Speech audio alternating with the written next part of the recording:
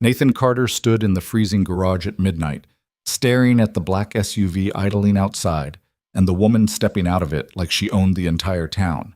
She did, actually. Vivian Sterling, billionaire CEO, ice queen of the tech world, and about to make him an offer that sounded completely insane. Marry her for 1 year, save his dying daughter, and pretend to be a family while corporate assassins tried to destroy them both. He had $17 in his bank account and a medical bill that would bury him by morning. She had enemies who made people disappear. Neither of them knew that this fake arrangement would turn into the most dangerous and real thing either of them had ever survived. If you want to see how far a desperate man and a ruthless CEO will go when everything falls apart, stick around until the end and hit that like button and drop a comment with your city so I can see how far this story travels. Nathan Carter's hands were shaking, and it wasn't from the cold. He stood under the fluorescent lights of his garage bay, surrounded by the smell of motor oil and rust, staring at the eviction notice taped to his toolbox. 3 months overdue on rent.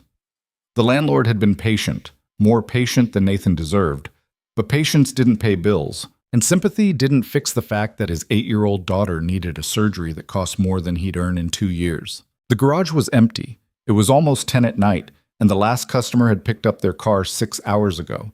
Nathan should have gone home, but home meant facing Ellie's worried face and pretending everything was fine when it absolutely wasn't.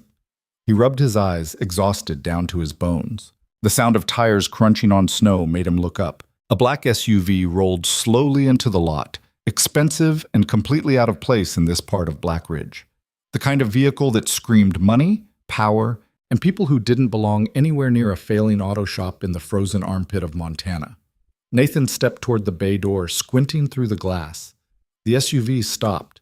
The engine cut off. The driver's door opened, and out stepped a woman who looked like she'd walked straight out of a magazine spread. Tall, sharp, dressed in a long black coat that probably cost more than Nathan's truck. Her dark hair was pulled back tight, her expression cold and unreadable.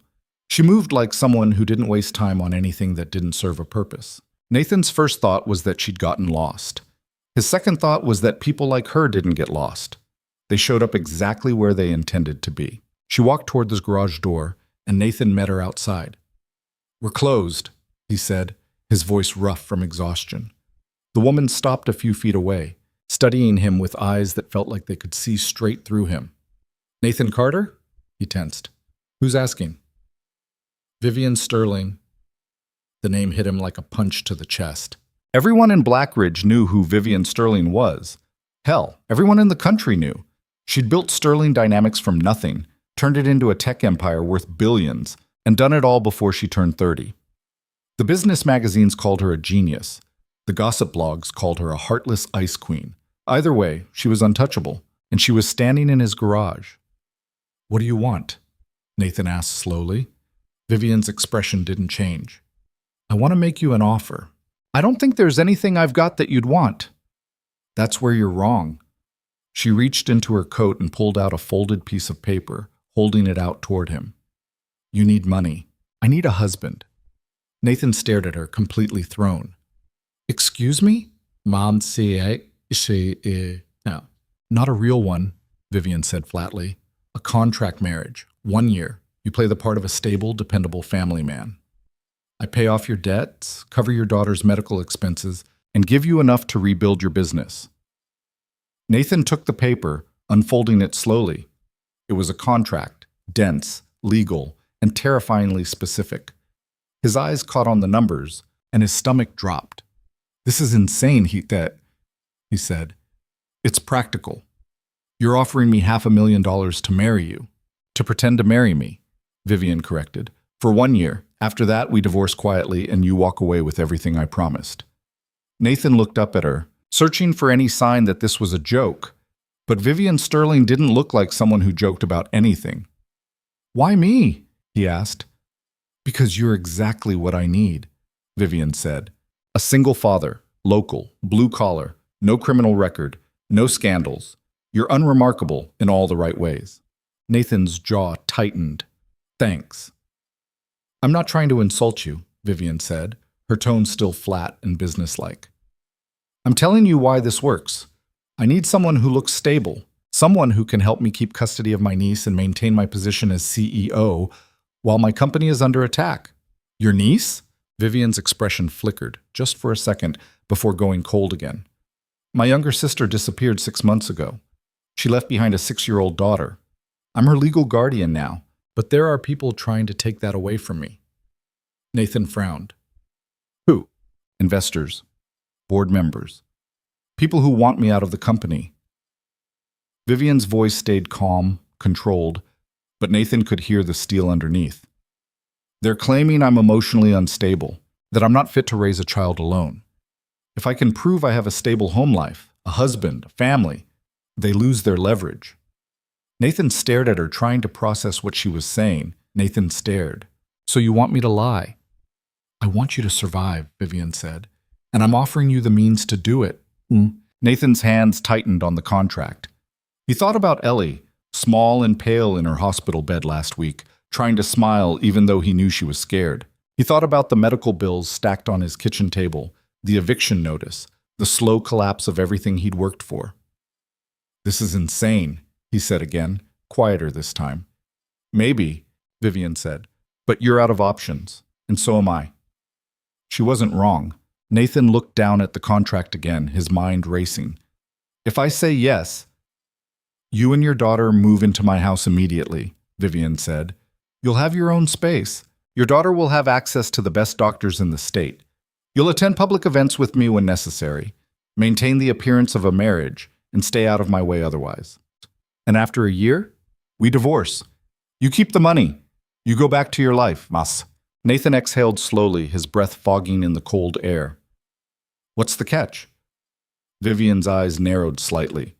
The catch is that if you break the contract early, you don't get paid. And if you tell anyone the truth about this arrangement, I will bury you in legal fees so deep you'll never see daylight again. Nathan believed her. He folded the contract and looked at her for a long moment. I need to think about it. You have until tomorrow morning, Vivian said.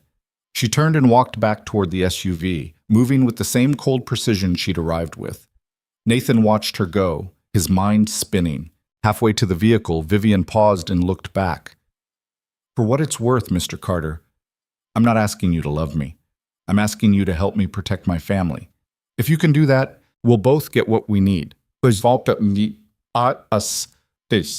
she got into the SUV and drove away, leaving Nathan standing alone in the snow with a contract that could either save his life or destroy it. Nathan didn't sleep that night.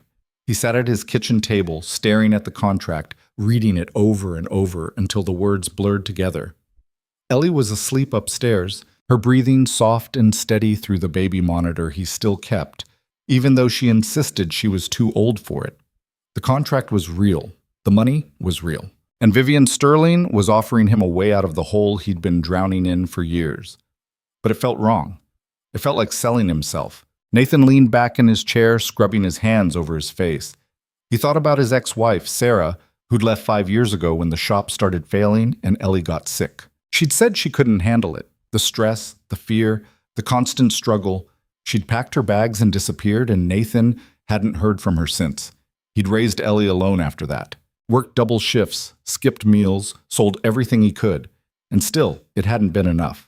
Now a stranger was offering him $500,000 to pretend to be her husband for a year. Nathan looked at the medical bills stacked on the counter.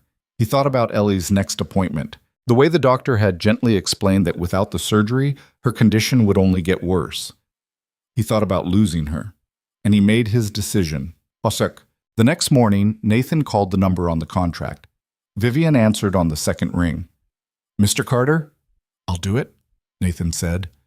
There was a pause. Then Vivian said, Good. I'll have my lawyer finalize the paperwork today. You and your daughter can move in this weekend. Wait, this weekend?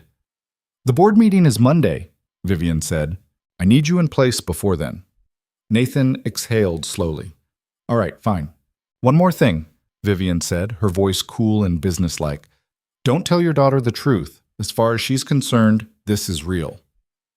Nathan's stomach twisted. You want me to lie to my kid? I want her to be convincing, Vivian said. Children are terrible liars. If she believes it's real, everyone else will too. Nathan wanted to argue, but he couldn't. Vivian was right. Fine, he said quietly. Good. I'll send a car for you Saturday morning. The line went dead. Nathan set the phone down and stared at the contract one last time. Then he went upstairs to figure out how the hell he was going to explain this to Ellie. Saturday morning came too fast. Nathan stood in the driveway with Ellie, watching a sleek black car pull up to the curb. Ellie clutched her backpack, her eyes wide with excitement and confusion. "Dad, whose car is that?" she asked. "A friend's, Nathan said, forcing a smile. "We're going to stay with her for a while." "Why?" "Because she needs our help," Nathan said. "And because she's going to help us too." Ellie frowned, clearly not understanding, but she didn't argue. She trusted him. That made Nathan's chest ache. The driver loaded their bags into the trunk, and Nathan helped Ellie into the back seat before sliding in beside her. The car pulled away from their small, cramped rental house, and Nathan watched it disappear in the rearview mirror. Ellie pressed her face to the window, watching the town roll by. "Where does your friend live?" "Outside town," Nathan said. "By the lake." Ellie's eyes lit up.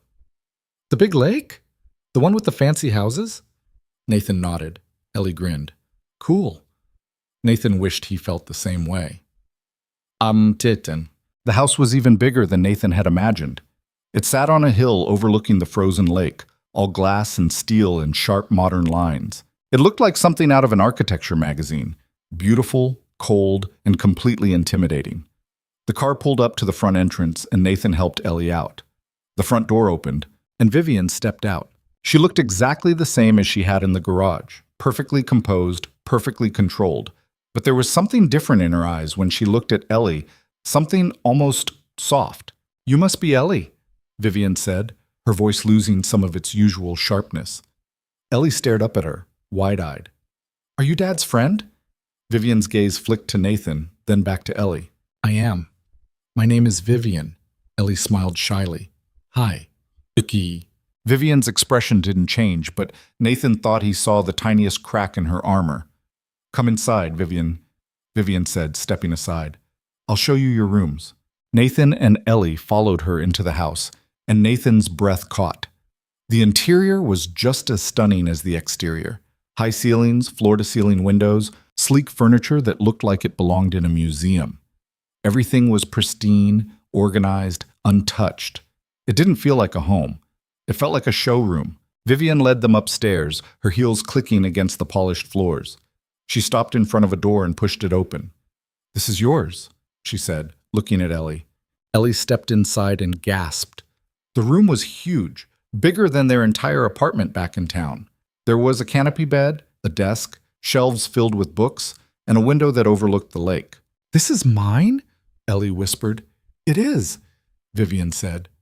Ellie turned to Nathan, her face glowing. "Dad, this is amazing." Nathan forced a smile. "Yeah, kiddo, it is." Vivian gestured down the hall. "Your room is next door, Mr. Carter. You'll have your own bathroom and closet. If you need anything, the staff will take care of it." Nathan nodded, still trying to process the fact that this was his life now. Ellie was already exploring her new room, opening drawers and inspecting the books on the shelves. Vivian watched her for a moment, then looked at Nathan. "We need to talk. Downstairs. 5 minutes." She left before Nathan could respond. Nathan waited until Ellie was distracted, then slipped out of the room and headed downstairs. Vivian was waiting in the kitchen, a massive, industrial-looking space that looked like it had never been used. She stood by the island, her arms crossed. "There are rules, Shah," she said the moment Nathan walked in. "Of course there are," Nathan muttered. Vivian ignored him. "First, no one outside this house can know the truth about this arrangement. Not your friends, not your family, no one." "Got it." "Second, you attend every public event I ask you to. Charity galas, board dinners, press appearances. You smile, you play the part, and you don't embarrass me." Nathan's jaw tightened. "Understood." Third, you stay out of my business. I don't need you asking questions or getting involved in things that don't concern you." "Fine." Vivian studied him for a moment, her expression unreadable. "And fourth, your daughter is off limits to the press. No interviews, no photos without my approval. I won't have her dragged into this." Nathan's anger softened slightly. Agreed. Vivian nodded. Good. The board meeting is Monday. I'll introduce you as my husband. From that point forward, we're married in the eyes of everyone who matters. Nathan exhaled slowly. This is insane. You've said that before. Because it's still true. Vivian's expression didn't change. Get used to it, Mr. Carter. This is your life now. She turned and walked out of the kitchen, leaving Nathan standing alone in the cold, perfect house. That night, Nathan lay awake in his new room, staring at the ceiling. Everything about this felt wrong. The house was too big, too cold, too empty. Vivian was a stranger. The whole arrangement was built on lies. But when he thought about Ellie, sleeping peacefully down the hall, safe and warm and finally able to get the surgery she needed, he knew he'd made the right choice, even if it destroyed him in the process. The next morning, Nathan woke to the sound of voices downstairs. He pulled on a shirt and headed down, following the noise to the living room. Ellie was sitting on the floor, playing with a small girl Nathan didn't recognize. The girl looked about Ellie's age, with dark hair and wide, cautious eyes. She didn't speak, but she watched Ellie carefully, like she was trying to decide if she was safe. Vivian stood near the window, watching them. Nathan walked over to her. That's your niece? Vivian nodded. Chloe. Nathan studied the little girl. She looked fragile, guarded. She doesn't talk much? She doesn't talk at all, Vivian said quietly, not since her mother disappeared. Nathan's chest tightened. Jesus. Vivian's expression stayed cold, but Nathan could see the tension in her shoulders. The doctors say it's trauma. She'll speak again when she's ready. Nathan watched Ellie hand Chloe a stuffed animal, smiling brightly. Chloe took it slowly, her fingers trembling. Ellie's good with her, Nathan said. I noticed, Vivian said. They stood in silence for a moment, watching the two girls. Then Vivian said, The board meeting is tomorrow. You'll need to wear a suit. Nathan glanced at her. I don't own a suit. Vivian's mouth twitched, almost like she wanted to smile but didn't know how. I had one delivered to your room this morning. It should fit. Nathan shook his head. You think of everything, don't you? I have to, Vivian said. If I don't, people die. The words were cold, matter of fact, and they sent a chill down Nathan's spine. He wanted to ask what she meant, but something in her expression told him not to push. Not yet. Much. The board meeting was every bit as intimidating as Nathan had feared. He sat beside Vivian at a long, polished table surrounded by men in expensive suits who looked at him like he was a stain on their perfect world. Vivian introduced him as her husband, and Nathan forced himself to smile and shake hands and pretend like he belonged there. He didn't. The meeting dragged on for hours. Talk of quarterly reports, investments, stock prices. Nathan understood maybe half of it. Mostly, he just sat quietly and tried not to look like he wanted to bolt. But then one of the board members, a silver-haired man named Richard Caldwell, leaned forward and smiled at Vivian in a way that made Nathan's skin crawl.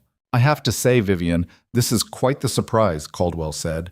A sudden marriage, a ready-made family. Very convenient timing, wouldn't you say? Vivian's expression didn't change. I don't see how my personal life is relevant to this meeting, Richard. Oh, it's very relevant, Caldwell said smoothly. Especially when there are questions about your stability, your ability to lead this company while also caring for a traumatized child. Nathan's hands tightened on the armrests. Vivian stayed calm. My personal life is stable. My family is stable. And my ability to lead this company has never been in question. Caldwell's smile widened. We'll see about that. The meeting ended shortly after, and Nathan followed Vivian out of the building. The moment they were alone in the car, Nathan turned to her. Who the hell was that guy? Richard Caldwell, Vivian said, her voice tight, one of the largest investors in the company, and one of the people trying to remove me as CEO. Nathan's jaw clenched. He's an asshole. He's dangerous, Vivian corrected, and he's not going to stop until he gets what he wants. Nathan looked at her, studying the tension in her face. What does he want? Vivian stared out the window, her expression unreadable. Control, power. Everything I've built. Imashmako. Nathan exhaled slowly. And he'll use Chloe to get it. Vivian didn't answer, but Nathan could see the fear in her eyes. And for the first time since this whole mess started, Nathan realized that Vivian Sterling, the Ice Queen, the untouchable CEO, was just as terrified as he was. She was just better at hiding it. Quiet. Over the next few weeks, Nathan and Ellie slowly settled into their new life. Ellie loved the house. She loved her new room, the lake, the endless space to explore. She and Chloe became inseparable, playing together every day, building forts and drawing pictures and slowly coaxing Chloe out of her shell. Nathan spent his days trying to figure out how to exist in Vivian's world. It wasn't easy. The house was always cold. Staff members moved through the halls like ghosts, silent and efficient. Security guards patrolled the property day and night, and Vivian herself was a constant, distant presence, always working, always on the phone, always one step ahead of whatever disaster was coming next. But sometimes, late at night, Nathan would find her in the kitchen. She'd be sitting on the island, staring at her laptop, a cup of cold coffee forgotten beside her. The first time it happened, Nathan almost turned around and left. But something stopped him. "You ever sleep?" he asked, walking over to the coffee maker. Vivian glanced up, her expression guarded. Not much. Nathan poured himself a cup and leaned against the counter. "You're going to burn out. I don't have that luxury." Nathan studied her.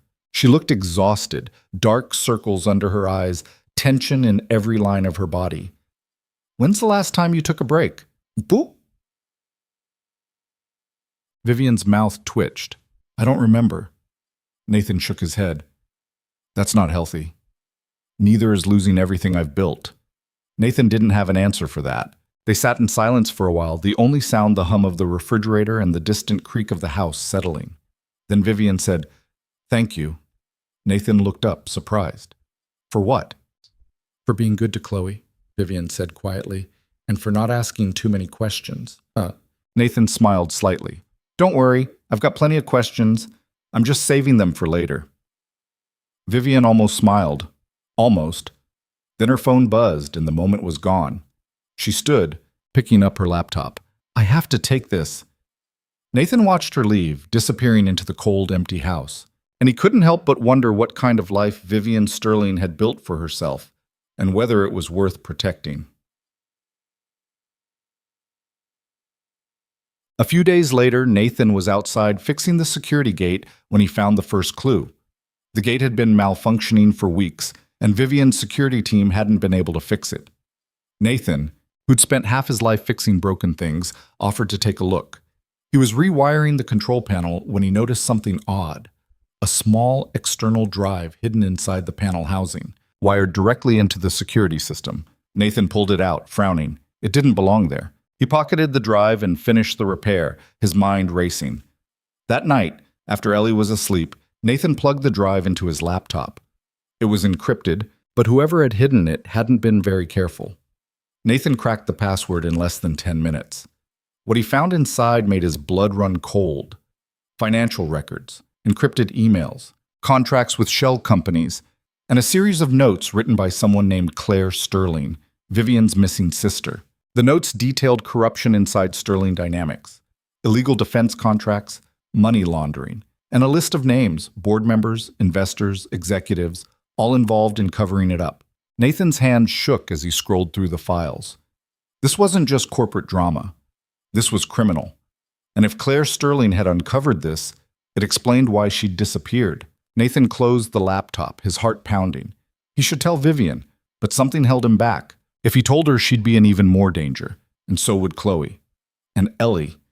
Nathan stared at the ceiling, his mind spinning. He'd signed up to play a fake husband for a year. He hadn't signed up for this. But it was too late to back out now. Ichak. The next morning, Nathan found Vivian in her office. She looked up when he knocked, her expression guarded. "What is it?" Nathan stepped inside and closed the door. "We need to talk." Vivian's eyes narrowed. "About?" Nathan pulled the external drive from his pocket and set it on her desk. Vivian stared at it, her face going pale. "Where did you find that?" "Hidden in the security gate," Nathan said. It's your sister's, isn't it? Vivian didn't answer. She just picked up the drive, her hands trembling slightly. I read the files, Nathan said quietly. I know what she found. Vivian's jaw tightened. You shouldn't have done that. Maybe not, Nathan said. But now I know why people are trying to destroy you. And why your sister disappeared. Vivian looked up at him, her eyes blazing. This doesn't concern you. Like hell it doesn't, Nathan shot back. I'm living in this house. My daughter is living in this house. If people are willing to make your sister disappear, what's to stop them from coming after Chloe? Or Ellie? Vivian's expression cracked just for a second. I won't let that happen. You can't promise that, Nathan said. Not alone. Vivian stared at him for a long moment, her walls slowly crumbling. Then she sank into her chair, looking more exhausted than Nathan had ever seen her. I don't know what to do, she admitted quietly. I've been trying to find evidence for months, trying to figure out who I can trust. But everyone around me could be involved. Nathan sat down across from her. Then we figure it out together. Vivian looked up, surprised. Why would you do that? Nathan exhaled slowly. Because you're paying me to protect your family. And whether I like it or not, I'm part of that family now. Vivian's eyes softened just slightly. And for the first time since they'd met, Nathan saw something other than ice behind her gaze. He saw fear and hope, and the beginning of something that might actually be real. Over the next 3 days, Nathan and Vivian became unlikely partners. They worked late into the night, piecing together Claire's encrypted files like a puzzle with half the pieces missing. Vivian brought her business knowledge, her understanding of the company's inner workings. Nathan brought fresh eyes and a stubborn refusal to accept that anyone was untouchable. The picture that emerged was uglier than either of them had imagined. Sterling Dynamics had been funneling money through fake defense contracts for years. The contracts looked legitimate on paper. Government approvals, proper documentation, everything signed and sealed. But the actual work was never done. The equipment was never delivered. The money just disappeared into offshore accounts controlled by a network of shell companies. And Claire had figured it out. She was always too smart for her own good, Vivian said quietly, staring at one of Claire's handwritten notes. They were sitting in Vivian's office, the only light coming from the laptop screen and a single desk lamp. She worked in the legal department, had access to contracts that most people never saw. Nathan leaned back in his chair, exhausted. How long do you think this has been going on? Years, Vivian said. Maybe since before I became CEO. And your uncle's involved? Oh, Vivian's jaw tightened. Lawrence Sterling, my father's younger brother. He's been on the board since the company was founded. Nathan studied her face. You didn't know? I suspected, Vivian admitted, but I couldn't prove anything, and I couldn't accuse a board member, especially family, without evidence. Nathan looked back at the screen. Well, now you've got evidence. Looked. Not enough, Vivian said. Claire's notes point to corruption, but they don't prove who ordered her disappearance, or where she is now. Nathan's stomach twisted. You think she's still alive? Vivian's expression went blank, the same cold mask she wore in public. But Nathan had spent enough time with her now to recognize it for what it was, a wall she put up when the truth hurt too much to face. I don't know, Vivian said finally. The police declared her a missing person. No body, no evidence of foul play, just gone. Nathan wanted to say something comforting, but he didn't know how. Comfort wasn't his strong suit, and Vivian didn't seem like the type to accept it anyway. Instead, he said, We keep digging. We find out who's at the top of this thing, and we figure out what happened to your sister. Vivian looked at him, something unreadable flickering in her eyes.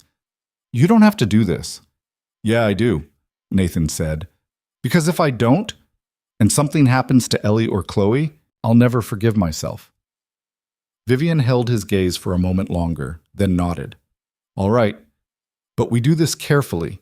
If the wrong people find out we're investigating, they'll come after us. Nathan's hands tightened on the armrests. They already are. Vivian didn't argue, because they both knew it was true. The next morning, Nathan woke to the sound of shouting downstairs. He grabbed a shirt and bolted out of his room, his heart hammering. The voices were coming from the kitchen, one of them Vivian's, sharp and furious. Nathan took the stairs two at a time and burst into the kitchen. Vivian stood near the island, her phone pressed to her ear, her face pale with rage. "You don't get to make that decision without consulting me, Richard." Nathan stopped in the doorway, catching his breath. Vivian's eyes flicked to him, and she held up a hand. "Wait. I don't care what the board wants," Vivian snapped into the phone. "I'm the CEO of this company, and I will not be pushed out by a group of investors who can't see past their own greed." There was a pause. Nathan could hear the faint murmur of a voice on the other end, calm, condescending. Vivian's grip on the phone tightened. "If you try to call a vote of no confidence, I will fight you every step of the way. And I will win. Yi shi yi." Another pause. Then Vivian's expression shifted, just slightly, and Nathan saw fear flash across her face. "Don't you dare bring Chloe into this," Vivian said, her voice dropping to something cold and dangerous. "She has nothing to do with the company." Nathan's stomach dropped. Vivian ended the call and slammed the phone onto the counter. "What happened?" Nathan asked. Vivian didn't answer right away. She just stood there breathing hard, her hands shaking. "They're filing a petition," she said finally, "to have Chloe removed from my custody." Nathan's blood ran cold. "What?" "They're claiming I'm unfit," Vivian said, her voice tight. "That I'm too focused on the company to properly care for a traumatized child. That I'm using my marriage as a PR stunt to cover up my instability." Nathan's jaw clenched. "Can they do that?" "They can try," Vivian said.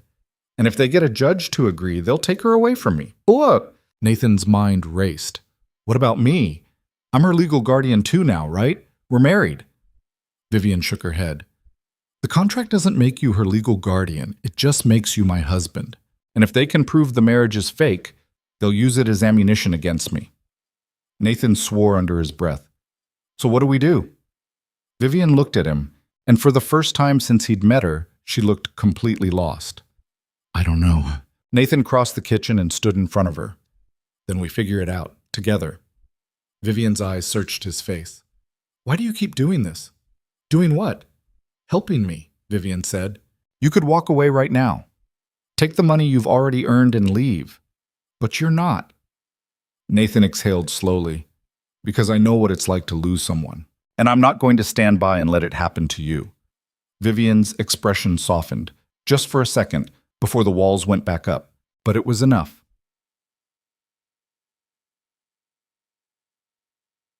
That afternoon, Nathan found himself alone in the house with Chloe. Vivian had gone into the office for an emergency meeting with her lawyers. Ellie was at a doctor's appointment with one of Vivian's staff members. And Nathan, who had no idea how to take care of a silent, traumatized 6-year-old, was left to figure it out. Chloe sat on the living room floor drawing in her sketchbook like she always did. She hadn't looked up when Nathan walked in, hadn't acknowledged him at all. Nathan sat down on his couch, trying to think of something to say. "You're really good at that," he said finally, nodding toward the sketchbook. Chloe didn't respond. Nathan tried again. "What are you drawing?" Still nothing. Nathan sighed, leaning back. This was harder than fixing engines. Then Chloe stood up, walked over to him, and held out the sketchbook. Nathan took it carefully, surprised. The drawing was of a woman, dark hair, kind eyes, standing in front of a house that looked nothing like Vivian's mansion. The woman was smiling, holding a little girl's hand. Nathan's throat tightened. "Is this your mom?" Chloe nodded. Nathan studied the drawing, his chest aching. "She looks nice."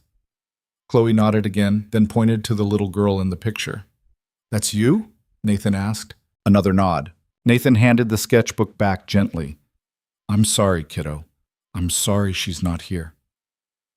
Chloe's eyes filled with tears, but she didn't cry. She just took the sketchbook and sat back down, hugging it to her chest. Nathan didn't know what else to say, so he just sat there, keeping her company in the silence. A few minutes later, Chloe looked up at him.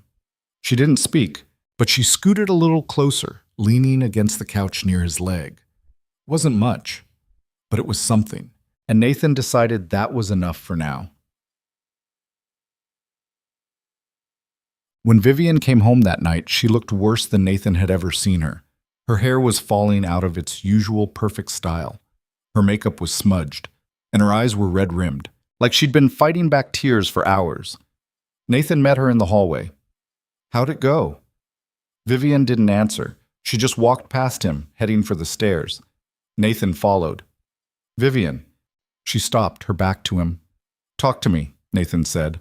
Vivian's shoulders sagged. "The petition is real. They're filing it tomorrow. And my lawyers think there's a good chance a judge will at least grant a temporary hearing." Nathan's stomach dropped. "Meaning?" "Meaning Chloe could be removed from my home while they investigate whether I'm fit to be her guardian," Vivian said, her voice hollow. Nathan's hands clenched into fists. "That's insane. That's the law," Vivian said bitterly, "and Richard Caldwell knows exactly how to use it against me." Nathan stepped closer. "Then we fight back. We show them you're a good guardian, that Chloe is safe here." Vivian turned to face him, and Nathan saw the raw fear in her eyes. "What if that's not enough?" Nathan didn't have an answer. Yes, Nathan didn't have, because he didn't know if it would be enough either. The hearing was set for the following week. In the meantime, Nathan did everything he could to help Vivian build her case. He took photos of Chloe smiling with Ellie. He documented every meal, every bedtime routine, every moment that showed Chloe was cared for and safe. Vivian hired a child psychologist to evaluate Chloe's progress. The psychologist's report was cautiously optimistic. Chloe was improving, slowly opening up, showing signs of attachment to both Vivian and Ellie. But Nathan knew it might not be enough to convince a judge, especially when the people fighting Vivian had money, power, and no conscience. One night, Nathan found Vivian sitting on the floor of Chloe's room, watching the little girl sleep. Nathan leaned against the doorframe. "She's doing better, you know." Vivian didn't look up. "I'm terrified I'm going to lose her." Nathan walked over and sat down beside her. "You won't. You can't promise that." "Maybe not," Nathan admitted, "but I can promise I'll do everything I can to make sure it doesn't happen." Vivian finally looked at him, her eyes glistening. "Why?" Nathan shrugged. "Because she deserves to be with someone who loves her, and whether you want to admit it or not, you love her." Vivian's breath hitched. "I don't know how to do this. I don't know how to be a mother." "Nobody does," Nathan said. "You just figure it out as you go." "Yeah." Vivian wiped her eyes quickly, like she was ashamed of the tears. "I can't afford to fail." "Then don't," Nathan said simply. They sat in silence for a while, watching Chloe sleep. Then Vivian said quietly, "Thank you." Nathan glanced at her. "For what?" "For not giving up on us." Nathan's chest tightened. "I'm not going anywhere." And for the first time, he realized he meant it. This wasn't just about the money anymore. It wasn't even about protecting Ellie. Somewhere along the way, Vivian and Chloe had become people he actually cared about, and that terrified him more than anything else. The night before the hearing, Nathan couldn't sleep. He kept thinking about everything that could go wrong. The judge could side with Caldwell. Chloe could be taken away. Vivian could lose everything. And Nathan would be powerless to stop it.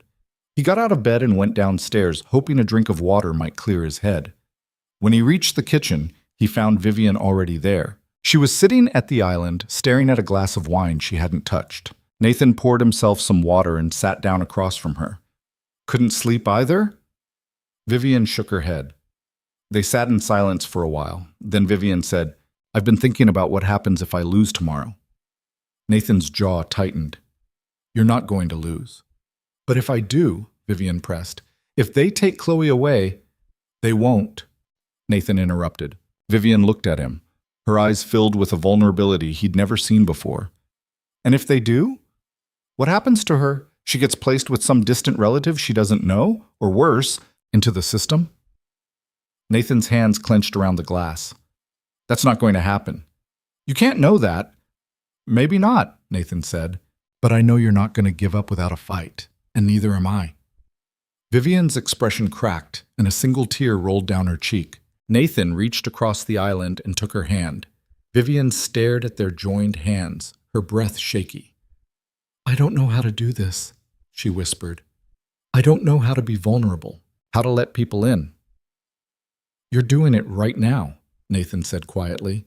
Vivian looked up at him, and for the first time, Nathan saw past all the walls, all the armor. He saw a woman who was scared, exhausted, and trying desperately to hold everything together. And he realized that somewhere along the way, he'd started to care about her too. Not because of the contract, not because of the money, but because underneath the Ice Queen persona, Vivian Sterling was human, and she was worth fighting for. Ikak. The hearing took place in a cold, sterile courtroom that smelled like old wood and stale air. Nathan sat beside Vivian, dressed in the same suit he'd worn to the board meeting. Vivian looked flawless as always, perfectly composed, perfectly controlled. But Nathan could see the tension in her shoulders, the way her hands gripped the armrest just a little too tight. Across the aisle sat Richard Caldwell and his team of lawyers, looking smug and confident. The judge was a stern-looking woman in her 50s who seemed entirely unimpressed by everyone in the room. Caldwell's lawyer went first, painting a picture of Vivian as a workaholic CEO who was too focused on her company to properly care for a traumatized child. He presented evidence of late-night board meetings, missed school events, and the sudden marriage to Nathan, which he heavily implied was a sham designed to improve Vivian's public image. Nathan's blood boiled with every word. Then it was Vivian's lawyer's turn. He presented the psychologist's report, photos of Chloe smiling and playing with Ellie, testimony from Chloe's teachers about her improvement at school. He called Nathan to the stand as a character witness. Nathan answered every question honestly, describing how Chloe had slowly started to open up, how she laughed more now, how she seemed happier. Caldwell's lawyer tried to poke holes in Nathan's testimony, suggesting that he was only saying what Vivian had paid him to say. Nathan's jaw clenched. I'm not being paid to lie. I'm telling you what I've seen with my own eyes. Chloe is safe. She's cared for. And she's loved. The lawyer smirked. And yet you've only been married to Ms. Sterling for a few weeks. Hardly enough time to truly understand a child's needs. Nathan leaned forward. I've been a single father for 5 years. I know what it's like to raise a kid on your own. And I know what it looks like when a child is thriving. Chloe is thriving. The lawyer opened his mouth to respond, but the judge cut him off. I think I've heard enough, she said. Nathan's heart stopped. The judge looked at Vivian. Ms. Sterling, I'm going to ask you a question, and I want you to answer honestly. Vivian stood. Of course, Your Honor. Do you love this child? The courtroom went silent. Vivian's composure cracked, just for a second, and Nathan saw the emotion flood her face. Yes, Vivian said, her voice breaking. I love her more than anything. The judge studied her for a long moment. Then she turned to Caldwell's lawyer. I've reviewed the evidence presented by both parties, and while I understand the concerns raised about Ms. Sterling's work schedule, I see no evidence that the child is being neglected or harmed. Caldwell's lawyer stood. Your Honor, the judge held up a hand. I'm not finished. The child's psychologist has reported significant improvement in her emotional state since moving in with Ms. Sterling. Her teachers report the same. And from what I can see, she has a stable home environment with 2 parental figures who are actively involved in her care. Nathan's chest tightened with hope. The judge looked at Vivian. I'm denying the petition for removal. Chloe will remain in your custody. Vivian's knees nearly buckled. Nathan reached out and steadied her, his hand on her arm. The judge wasn't done. However, I am ordering a follow-up evaluation in 6 months. If there are any signs of neglect or instability at that time, we will revisit this matter. Vivian nodded quickly. Thank you, Your Honor. Thank you. The judge banged her gavel, and the hearing was over. Nathan and Vivian walked out of the courtroom together, and the moment they were in the hallway, Vivian turned to him. We won, she whispered, like she couldn't quite believe it. Nathan smiled. Yeah, we did. And then, without thinking, Vivian stepped forward and wrapped her arms around him. Nathan froze, surprised, but then he hugged her back, feeling the tension drain out of her body as she finally let herself believe it was over. For now, at least. That night, Nathan found Vivian sitting in Chloe's room again, watching her sleep. But this time, she was smiling. Nathan leaned against the doorframe. You okay? Vivian looked up at him. I'm better than okay. Nathan walked over and sat down beside her. You did good today. Vivian shook her head. We did good. I couldn't have won without you. Nathan shrugged. I just told the truth. Vivian's smile softened. You've been doing a lot more than that. Nathan didn't know how to respond to that, so he just sat there, watching Chloe sleep beside her. After a while, Vivian said, I've been thinking. About what happens when the year is up, Vivian said quietly. When the contract ends. Nathan's stomach twisted. What about it? Vivian looked at him, her eyes searching his face. I don't want you to leave. Nathan's breath caught. I know that was the deal, Vivian said quickly. 1 year, then you go back to your life. But things have changed. Chloe's attached to you, and Ellie, and I... She stopped, like she didn't know how to finish the sentence. Nathan's heart pounded. And you what? Vivian exhaled slowly. I don't know. I just know that I don't want this to end. Nathan stared at her, his mind racing. He'd spent weeks telling himself this was temporary, that it was just a job, that when the year was up, he'd take the money and go back to his old life. But sitting here now, looking at Vivian's vulnerable expression and the little girl sleeping peacefully beside them, Nathan realized something. He didn't want it to end either. Then maybe it doesn't have to, he said quietly. Vivian's eyes widened. What? Nathan met her gaze. Maybe we don't end it. Maybe we just keep going. See what happens. Vivian's breath hitched. You'd do that? I'm already doing it, Nathan said. I'm here. I'm helping you raise Chloe.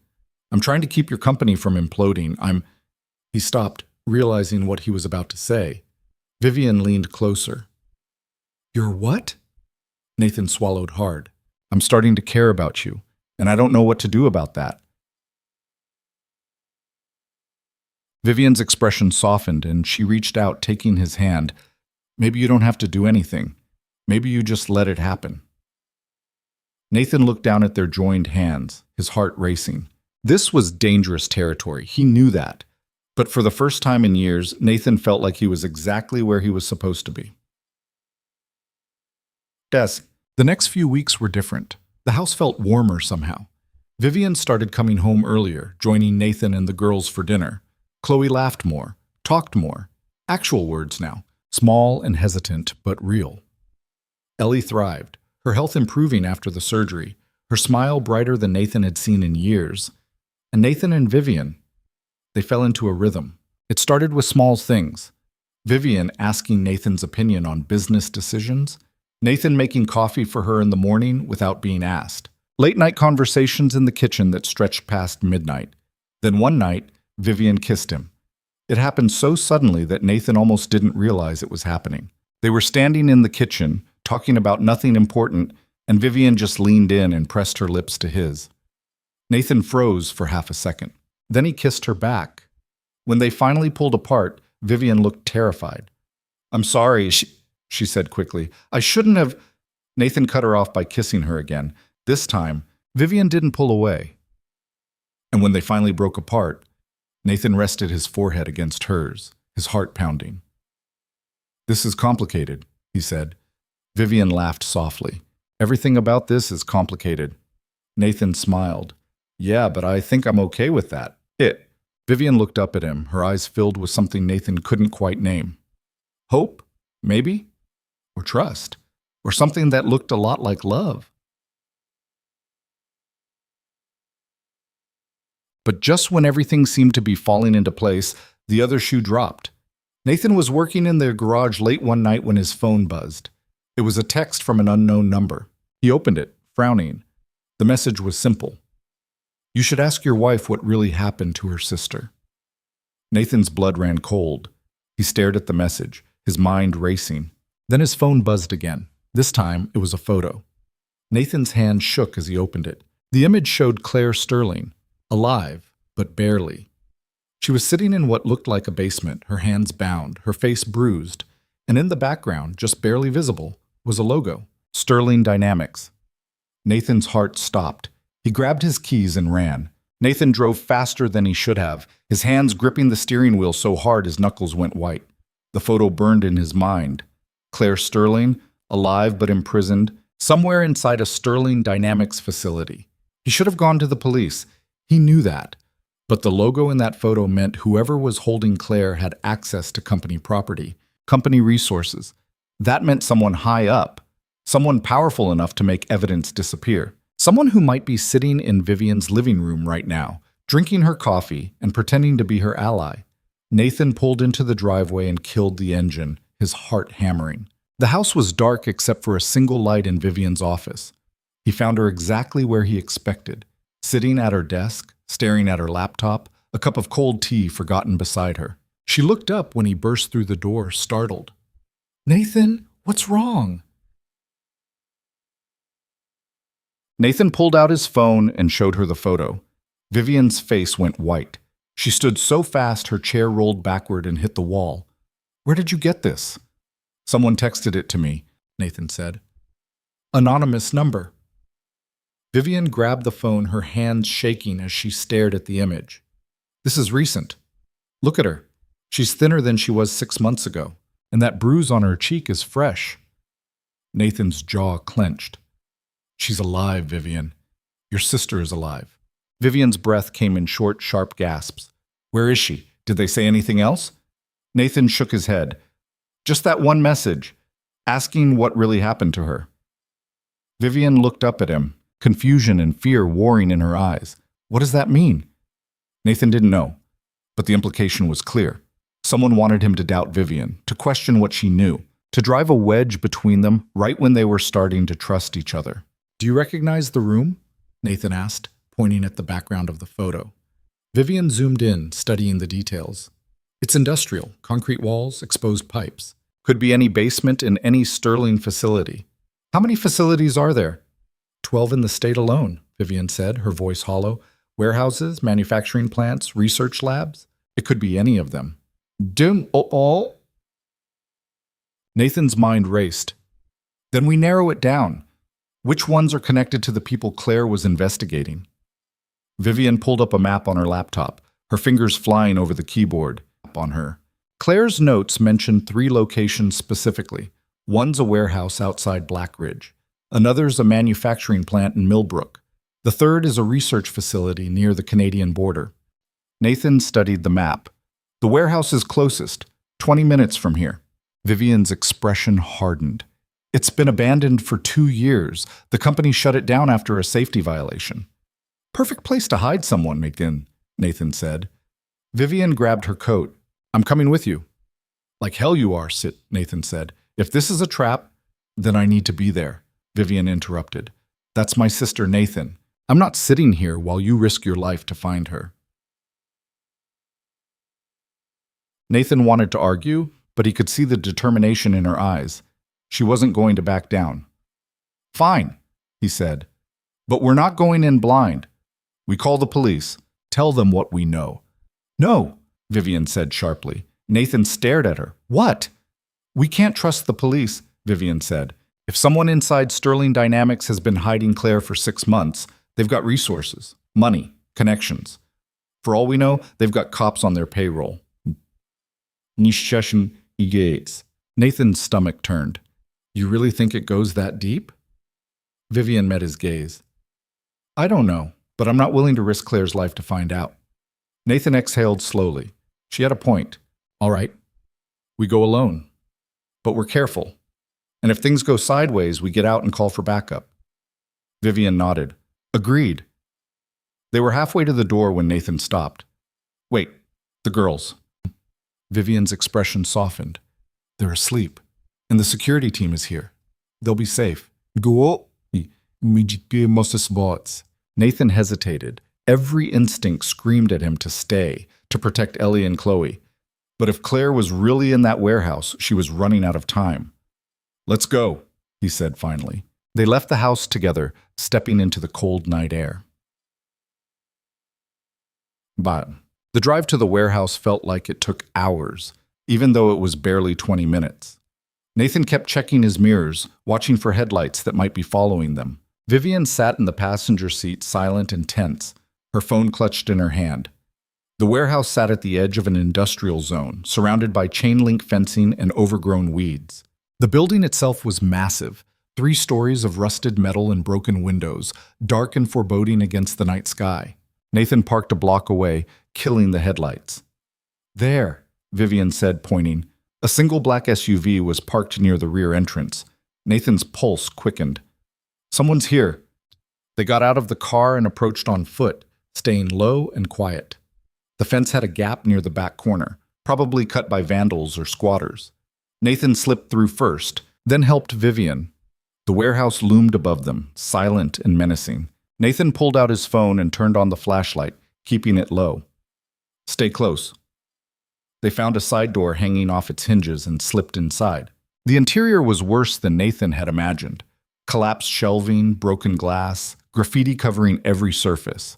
The air smelled like rust and mold, and something else Nathan couldn't identify. Something wrong. Vivian grabbed his arm. "Listen." Nathan froze. Faint voices echoed from somewhere deeper in the building. Nathan turned off his flashlight and let his eyes adjust to the darkness. Vivian did the same. Together they moved toward the voices, stepping carefully over debris. The voices grew louder as they descended a metal staircase into the basement level. Nathan's heart pounded so hard he thought it might give them away. At the bottom of the stairs, a dim light spilled from a doorway at the end of a long corridor. Nathan pressed himself against the wall and edged closer, Vivian right behind him. The voices became clear. "Doesn't matter what she knows. She's not getting out of here." Nathan's blood ran cold. He risked a glance around the corner. The room was exactly like the photo. Concrete walls, exposed pipes, a single flickering light bulb hanging from the ceiling. And there, sitting in a metal chair with her hands bound behind her back, was Claire Sterling. She looked terrible. Thin, pale, her dark hair tangled and dirty. But she was alive. Standing in front of her was a man Nathan didn't recognize.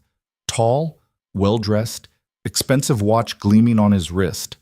And beside him, looking calm and completely unbothered, was Lawrence Sterling, Vivian's uncle. Nathan felt Vivian tense beside him, her breath catching. Lawrence was talking, his voice smooth and conversational, like he was discussing the weather instead of holding his own niece prisoner. "You should have stayed quiet, Claire," Lawrence said. "You always were too curious for your own good." Claire's voice was hoarse, strained. "You're stealing from the company, laundering money through fake contracts." "I had to say something." "And look where that got you," Lawrence said coldly. 6 months in a basement, while your sister runs around playing CEO. "Vivian knows," Claire said. "She's going to find out what you did, and when she does, Lawrence laughed. "Vivian doesn't know anything, and even if she did, she won't be CEO much longer. The board's already turning against her. Another few weeks, and she'll be voted out."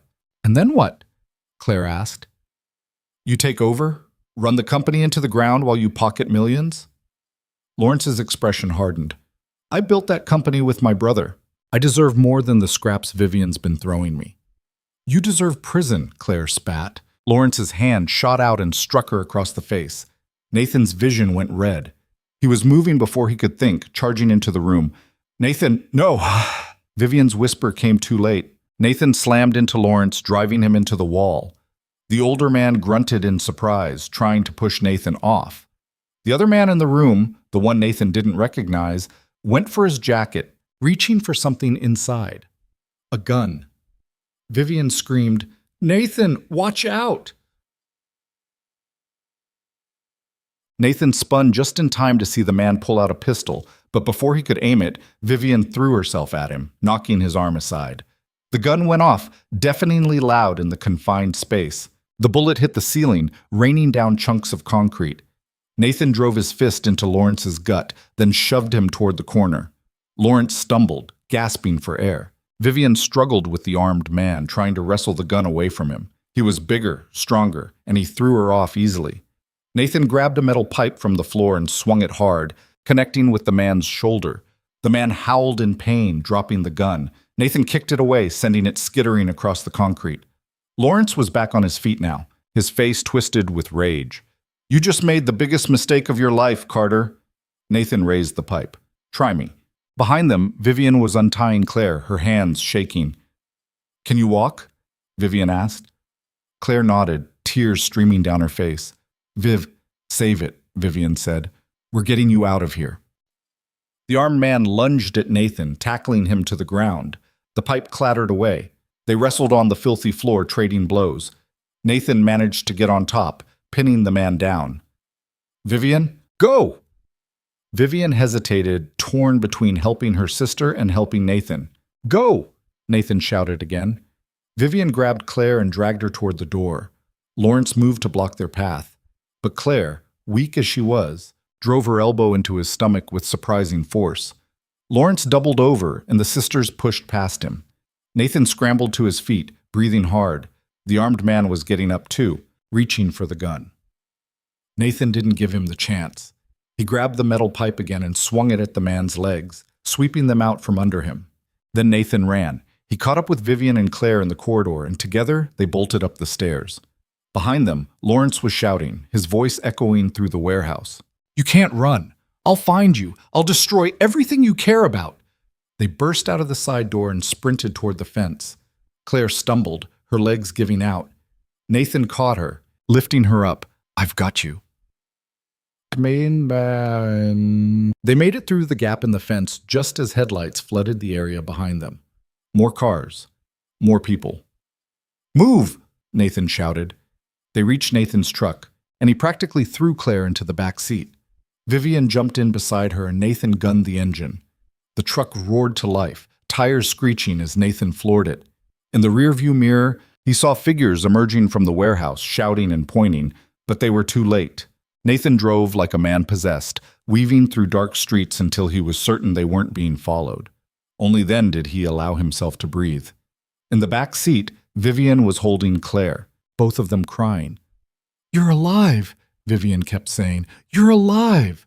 Claire clung to her sister, sobbing. I thought I was going to die in there. Nathan's hand shook on the steering wheel. You're safe now. But even as he said it, Nathan knew it wasn't true. Lawrence Sterling was still out there, and now he knew they were coming for him. Nathan drove straight to the hospital. Claire needed medical attention, dehydration, malnutrition, possible broken ribs. The doctors admitted her immediately, and Vivian refused to leave her side. Nathan stayed in the waiting room, his mind racing. He needed to call the police, tell them everything, but Vivian's warning echoed in his head. What if Lawrence had cops on his payroll? What if reporting this made things worse? Nathan pulled out his phone and called the one person he thought he could trust. His old friend Marcus, a former Marine who now worked private security. Marcus answered on the third ring. Nathan, it's 3 a.m. I need help, Nathan said. Big help. Marcus's tone shifted immediately. What kind of help? Nathan explained everything. The contract marriage, the corruption, the warehouse, Claire. When he finished, Marcus was silent for a long moment. Then he said, You're in over your head. I know, Nathan said. That's why I'm calling you. Marcus sighed. All right, I'll make some calls. See if I can find someone in law enforcement we can actually trust. But Nathan, you need to be careful. People like Lawrence Sterling don't go down easy. I know, Nathan said again. And if this goes sideways, you could lose everything, Marcus warned. Nathan looked toward the emergency room where Vivian was sitting beside her sister's hospital bed. I've already got everything that matters. Marcus was quiet. Then he said, I'll call you back in an hour. The line went dead. Nathan leaned back in the uncomfortable plastic chair and closed his eyes. He thought about Ellie, safe at home with Chloe and the security team.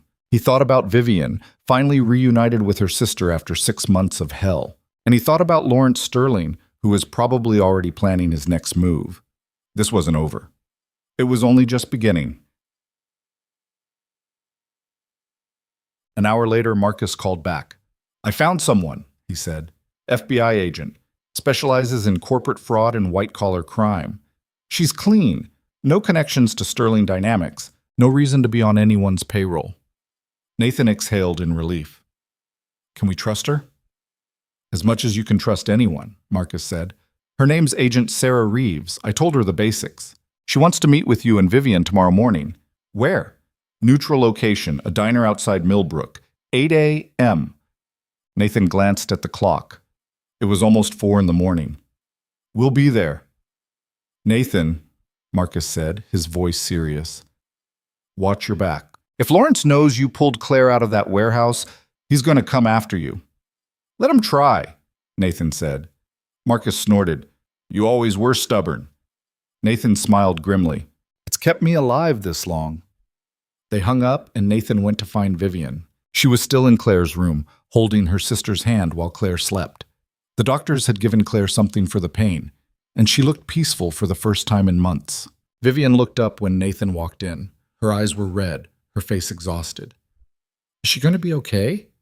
Nathan nodded. Doctors say she'll recover. It'll take time, but she's strong. Vivian's shoulders sagged with relief. Thank you for everything. Nathan sat down beside her. I called a friend. He found us an FBI agent we can trust. We're meeting her tomorrow morning. Vivian's expression hardened. Good. I want Lawrence arrested. I want everyone involved in this locked up. They will be, Nathan promised. But we need to be smart about this. Lawrence has resources. If we move too fast, I don't care, Vivian interrupted. He held my sister captive for 6 months. He tried to destroy my company. He threatened my family. I want him to pay.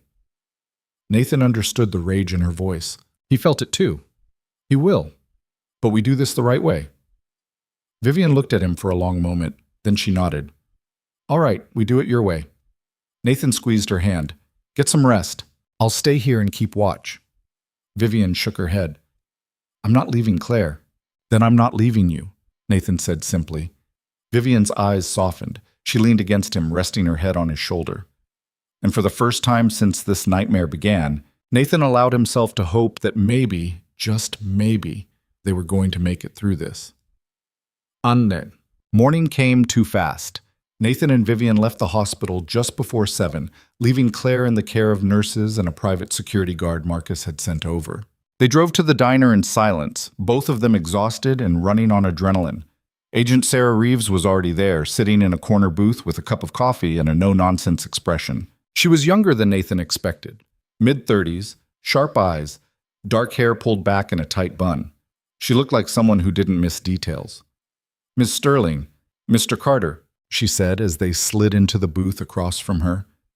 Marcus filled me in on the basics, but I need to hear it from you. Vivian took a breath and started talking. She told Agent Reeves everything. The fake contracts, the money laundering, Claire's investigation, her disappearance, the custody battle, the warehouse. She laid it all out, clear and methodical. When she finished, Reeves was quiet for a moment, processing. Then she said, You have evidence? Vivian pulled out a flash drive and set it on the table. Claire's files, financial records, emails, everything she compiled before she disappeared. Bekan. Reeves picked up the drive, studying it. And you're certain Lawrence Sterling is involved? He admitted it, Nathan said. Last night. We heard him. Reeves looked at him. You witnessed a confession? We both did, Vivian said. Reeves leaned back, considering. That's good, but it's not enough for an arrest. We need physical evidence tying him to the warehouse, security footage, financial transactions, something concrete. Nathan's jaw clenched. So what do we do? Reeves met his gaze. You let me do my job. I'll start an investigation, pull records, interview witnesses, build a case. How long will that take? Vivian asked. Weeks, Reeves said. Maybe months. Vivian's hands tightened on the table. We don't have months. Lawrence knows we found Claire. He's going to move against us. Then you need to be careful, Reeves said. Stay visible. Stay safe. Don't give him an opening. Nathan shook his head. That's not good enough. Reeves's expression hardened. It's the law, Mr. Carter. I can't arrest someone without evidence. And right now, all I have is your word. Nathan wanted to argue, but Vivian put a hand on his arm. She's right. Nathan looked at her, frustrated. Vivian turned to Reeves. We'll cooperate fully, whatever you need. Reeves nodded. Good, I'll be in touch. She stood, tucking the flash drive into her jacket. And Miss Sterling, watch your back. Men like Lawrence Sterling don't go quietly. Then she left. Nathan and Vivian sat in the booth, staring at their untouched coffee. "We just handed her everything," Nathan said. "And she told us to wait." Vivian's expression was grim. "Because that's how the system works." Nathan's frustration boiled over. "The system's broken. Lawrence is out there right now, planning his next move. And we're supposed to just sit around and hope the FBI moves fast enough?" Vivian looked at him. "What else can we do?" Nathan didn't have an answer. Nathan didn't have one. But he knew one thing for certain. If they just waited, Lawrence was going to strike first. And someone Nathan cared about was going to get hurt. That afternoon, Nathan returned to the house to check on Ellie and Chloe. The girls were in the living room playing some kind of board game. They looked happy, safe, completely unaware of the chaos swirling around them. Nathan stood in the doorway, watching them. Ellie noticed him first. "Dad, you're back!" She jumped up and ran over, throwing her arms around him. Nathan hugged her tight, breathing in the familiar scent of her shampoo. "Hey, kiddo." "Where's Vivian?" Ellie asked. "Still at the hospital," Nathan said. "She'll be home later." Ellie pulled back, studying his face. "Are you okay?" Nathan forced a smile. "Yeah, I'm fine." Ellie didn't look convinced, but she didn't push. "Chloe and I made lunch. There's leftovers if you're hungry." Nathan's chest tightened. His 8-year-old daughter was taking care of things while he was out fighting corporate criminals. "Thanks, Elle," he said quietly. Ellie grinned and ran back to Chloe. Nathan watched them for another moment, then went upstairs to shower and change. He was exhausted, his body aching from the fight in the warehouse, but his mind wouldn't stop racing. Lawrence was still out there, and Nathan had no idea what he was planning. He pulled out his phone and called Marcus again. "You get the security guard to the hospital?" Nathan asked. "Yeah," Marcus said. "Armed, trained. Nobody's getting to Claire without going through him first." "Bam." "Good," Nathan said. "What about the house?" "I've got 2 guys watching the perimeter," Marcus said. "And I'm pulling in a couple more tonight. You've got eyes on every entrance." Nathan exhaled slowly. "Thanks, man." "Don't thank me yet," Marcus said. "This is just the beginning. Lawrence is going to retaliate, and when he does, it's going to get ugly." Nathan knew he was right, but he didn't know how ugly it would get. Not yet. Bullshits. That night, Vivian came home looking more exhausted than Nathan had ever seen her. She collapsed onto the couch beside him, leaning her head back and closing her eyes. "How's Claire?" Nathan asked. "Better," Vivian said. "Physically, at least. Mentally." She trailed off. Nathan didn't push. They sat in silence for a while. Then Vivian said, "I keep thinking about what Lawrence said, that the board's turning against me, that I'll be voted out." Nathan looked at her. "Do you think he's right?" Vivian opened her eyes, staring at the ceiling. "I don't know. I've been so focused on finding Claire, I haven't paid attention to what's happening at the company." "Then pay attention now," Nathan said. "Find out who's loyal, who's compromised, who you can trust." Vivian turned to look at him. "You make it sound simple." "It's not," Nathan admitted, "but it's necessary." Vivian studied his face. "How did you get so good at this?" Nathan smiled grimly. "I spent 5 years keeping a failing business alive while raising a sick kid on my own. You learn to fight when your back's against the wall." Vivian's expression softened. "You're stronger than you think." Nathan shook his head. "I'm just stubborn." Vivian laughed, a real laugh, the first Nathan had heard in days. That too.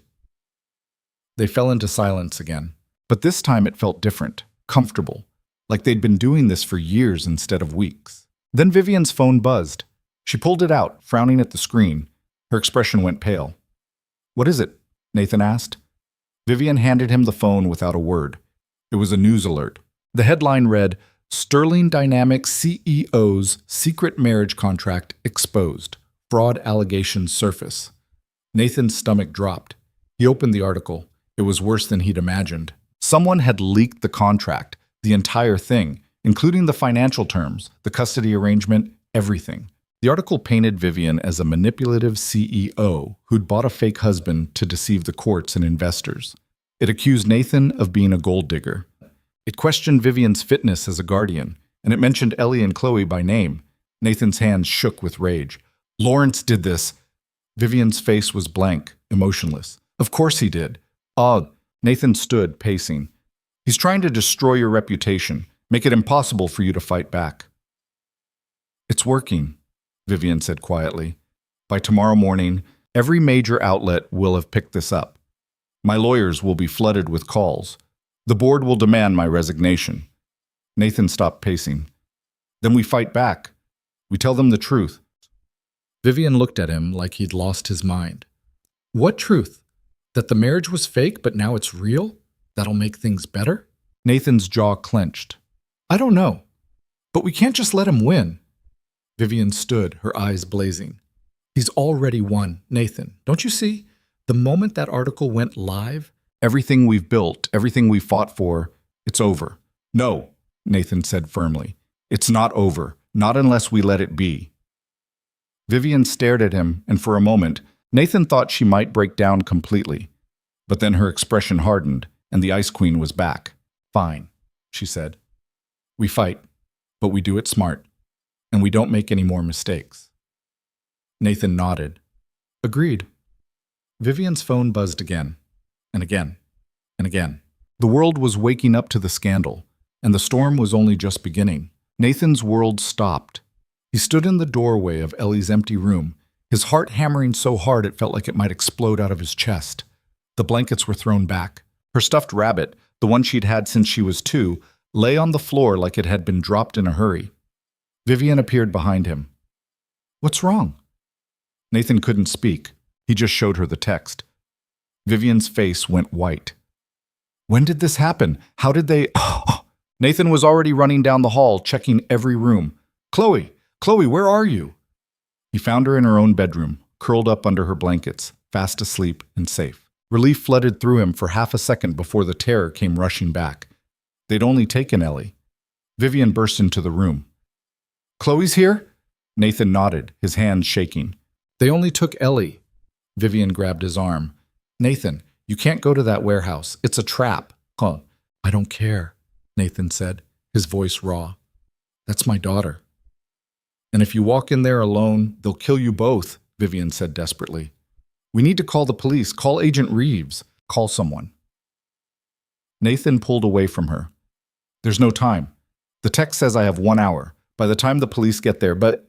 Nathan, please, Vivian begged. Don't do this. Nathan looked at her, and she saw something in his eyes that made her stop talking. Pure, unfiltered rage. They took my daughter, Nathan said quietly, each word hard as stone. And I'm going to get her back. He turned and walked out of the room. Vivian followed him down the stairs. Then I'm coming with you. No, Nathan said. You stay here with Chloe. If something happens to me, she's going to need you. Vivian grabbed his arm again, forcing him to stop. You're not going alone. Nathan looked at her. Vivian, I lost Claire for 6 months because I wasn't there to protect her, Vivian said, her voice shaking. I'm not losing you too. Nathan wanted to argue, but he could see the determination in her eyes. He didn't have time to fight her on this. Fine, he said.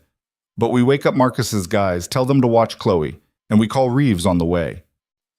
Vivian nodded and pulled out her phone. 5 minutes later, the security team was on high alert.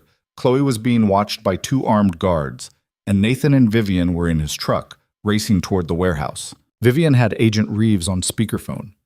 Do not go in there, Reeves said firmly. I'm calling in local PD right now. They'll have units there in 15 minutes. That's too long, Nathan said, his hands white-knuckled on the steering wheel. Mr. Carter, if you go in there without backup, you're going to get yourself and your daughter killed, Reeves said. Lawrence Sterling is desperate. Desperate people do stupid, violent things. I don't care, Nathan said. That's my kid. Reeves was quiet for a moment. Then she said, All right, I'm sending units now, but promise me you'll wait for backup before you go inside. Nathan didn't answer. Mr. Carter, Nathan ended the call. Vivian stared at him. You're not going to wait, are you? Would you? Nathan asked. Vivian looked away. She wouldn't, and they both knew it. The warehouse appeared in the distance, dark and foreboding against the night sky. The same warehouse where they'd found Claire just days ago. Nathan parked a block away and killed the lights. He and Vivian sat in the truck for a moment. both of them trying to steady their breathing. "We don't know how many people are in there," Vivian said quietly. "We don't know if they're armed." "I know," Nathan said. "This could go very badly." Nathan looked at her. "I know that too." Vivian reached over and took his hand. "Then let's make sure it doesn't." Nathan squeezed her hand, then let go and opened the truck door. They approached the warehouse on foot, moving quietly through the shadows. Nathan's eyes scanned every dark corner, every broken window, looking for movement. The same black SUV from before was parked near the rear entrance. Nathan's jaw clenched. Lawrence was here. He and Vivian slipped through the gap in the fence and made their way to the side door. Nathan paused, listening. Voices echoed from inside, faint but audible. One of them was Ellie. Nathan's heart lurched. She was crying. He looked at Vivian. She nodded. Nathan eased the door open, and they slipped inside. The warehouse was just as dark and decrepit as before, but this time Nathan knew exactly where he was going. He led Vivian toward the basement stairs, moving as quietly as possible. The voices grew louder as they descended. Nathan recognized Lawrence's smooth, condescending tone first. Then he heard Ellie. "I want my dad. Please, I want my dad." Something inside Nathan cracked. He reached the bottom of the stairs and peered around the corner. The scene was almost identical to when they'd found Claire. Same room, same flickering light bulb. But this time, it was Ellie sitting in the metal chair, her hands zip-tied behind her back, tears streaming down her face. Lawrence stood in front of her, looking irritated. Beside him was the same armed man from before, and two others Nathan didn't recognize. 3 armed men, 1 desperate girl. And Nathan had no weapon. Vivian touched his arm, her eyes wide with fear. Nathan knew this was suicide. He knew the smart thing to do was wait for the police. But he also knew his daughter was terrified and crying for him. And that was all that mattered. Nathan stepped out from behind the corner. "Let her go, Lawrence!" All 4 men spun toward him, hands going to their weapons. Lawrence's expression shifted from surprise to cold satisfaction. "Mr. Carter, right on time, though I see you didn't come alone." Vivian stepped out beside Nathan, her chin raised defiantly. Lawrence smiled. "Even better. Now I can deal with both of you at once." Ellie's eyes went wide when she saw Nathan. "Dad!" Nathan's heart broke at the terror in her voice. "It's okay, baby. I'm here." "How touching," Lawrence said dryly. The devoted father rushing in to save his little girl. "Too bad it's going to get you both killed." Nathan's hands clenched into fists. "You're insane. The FBI is already investigating you. Kidnapping a child is only going to make things worse." Lawrence laughed. "The FBI has nothing. A few encrypted files and the word of a traumatized woman who spent 6 months in a basement. That's not evidence. That's a tragic story." "We have the emails," Vivian said, her voice steady despite the fear Nathan could see in her eyes. "The ones between you and Caldwell. Proof that you've been planning this takeover for over a year." Lawrence's smile didn't waver. "And where exactly are those emails now? On a laptop that's conveniently in FBI custody? By the time they get a warrant to use that evidence, I'll have already cleaned up this mess and disappeared." Nathan took a step forward. "You're not disappearing. You're going to prison." One of the armed men raised his gun, pointing it directly at Nathan's chest. Nathan froze. Lawrence held up a hand. "Not yet. Let's hear what Mr. Carter has to say first.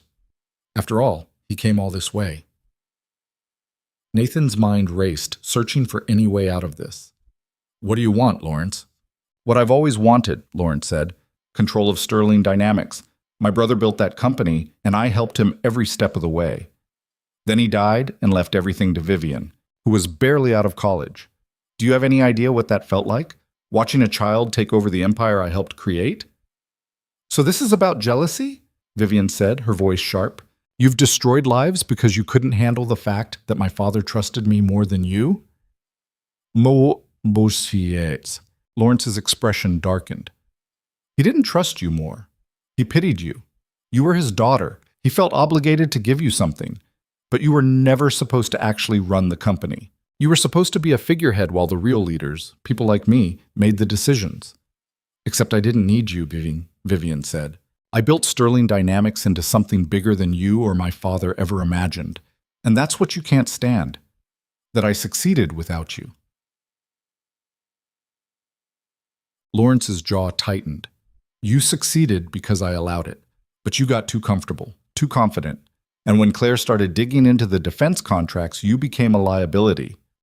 Nathan's blood boiled. So you had her kidnapped, locked her in a basement for 6 months.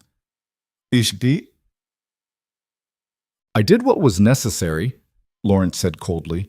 Claire wouldn't listen to reason. She was going to expose the entire operation. I gave her a choice. Stay quiet and live, or keep talking and disappear. She chose poorly. Vivian's voice shook with rage. She's your niece. She's a problem that needed to be solved, Lawrence said. Just like you. Just like your fake husband here. And just like this unfortunate little girl. Nathan's vision went red. Don't you touch her. Lawrence smiled. Or what? You'll stop me? You're unarmed, outnumbered, and completely out of your depth. The only reason you're still breathing is because I want you to understand exactly how badly you've lost before I kill you. Nathan's mind raced. He needed to buy time. Nathan's mind. The police had to be close by now. You think killing us is going to solve your problems? Nathan asked. Agent Reeves already has the evidence. Killing us just adds 3 more murders to the list. 4, Lawrence corrected, glancing at Ellie. And by the time anyone finds your bodies, I'll be in a country with no extradition treaty. Caldwell will run the company. And Claire will spend the rest of her life in a psychiatric facility, too traumatized to testify against anyone. Nathan's hands trembled with rage. You're a monster. I'm a businessman, Lawrence said. And right now, you and your family are bad for business. He nodded to the armed man pointing the gun at Nathan. Kill them. All 3 of them. Make it look like Carter went crazy, and a loud crash echoed from somewhere above them.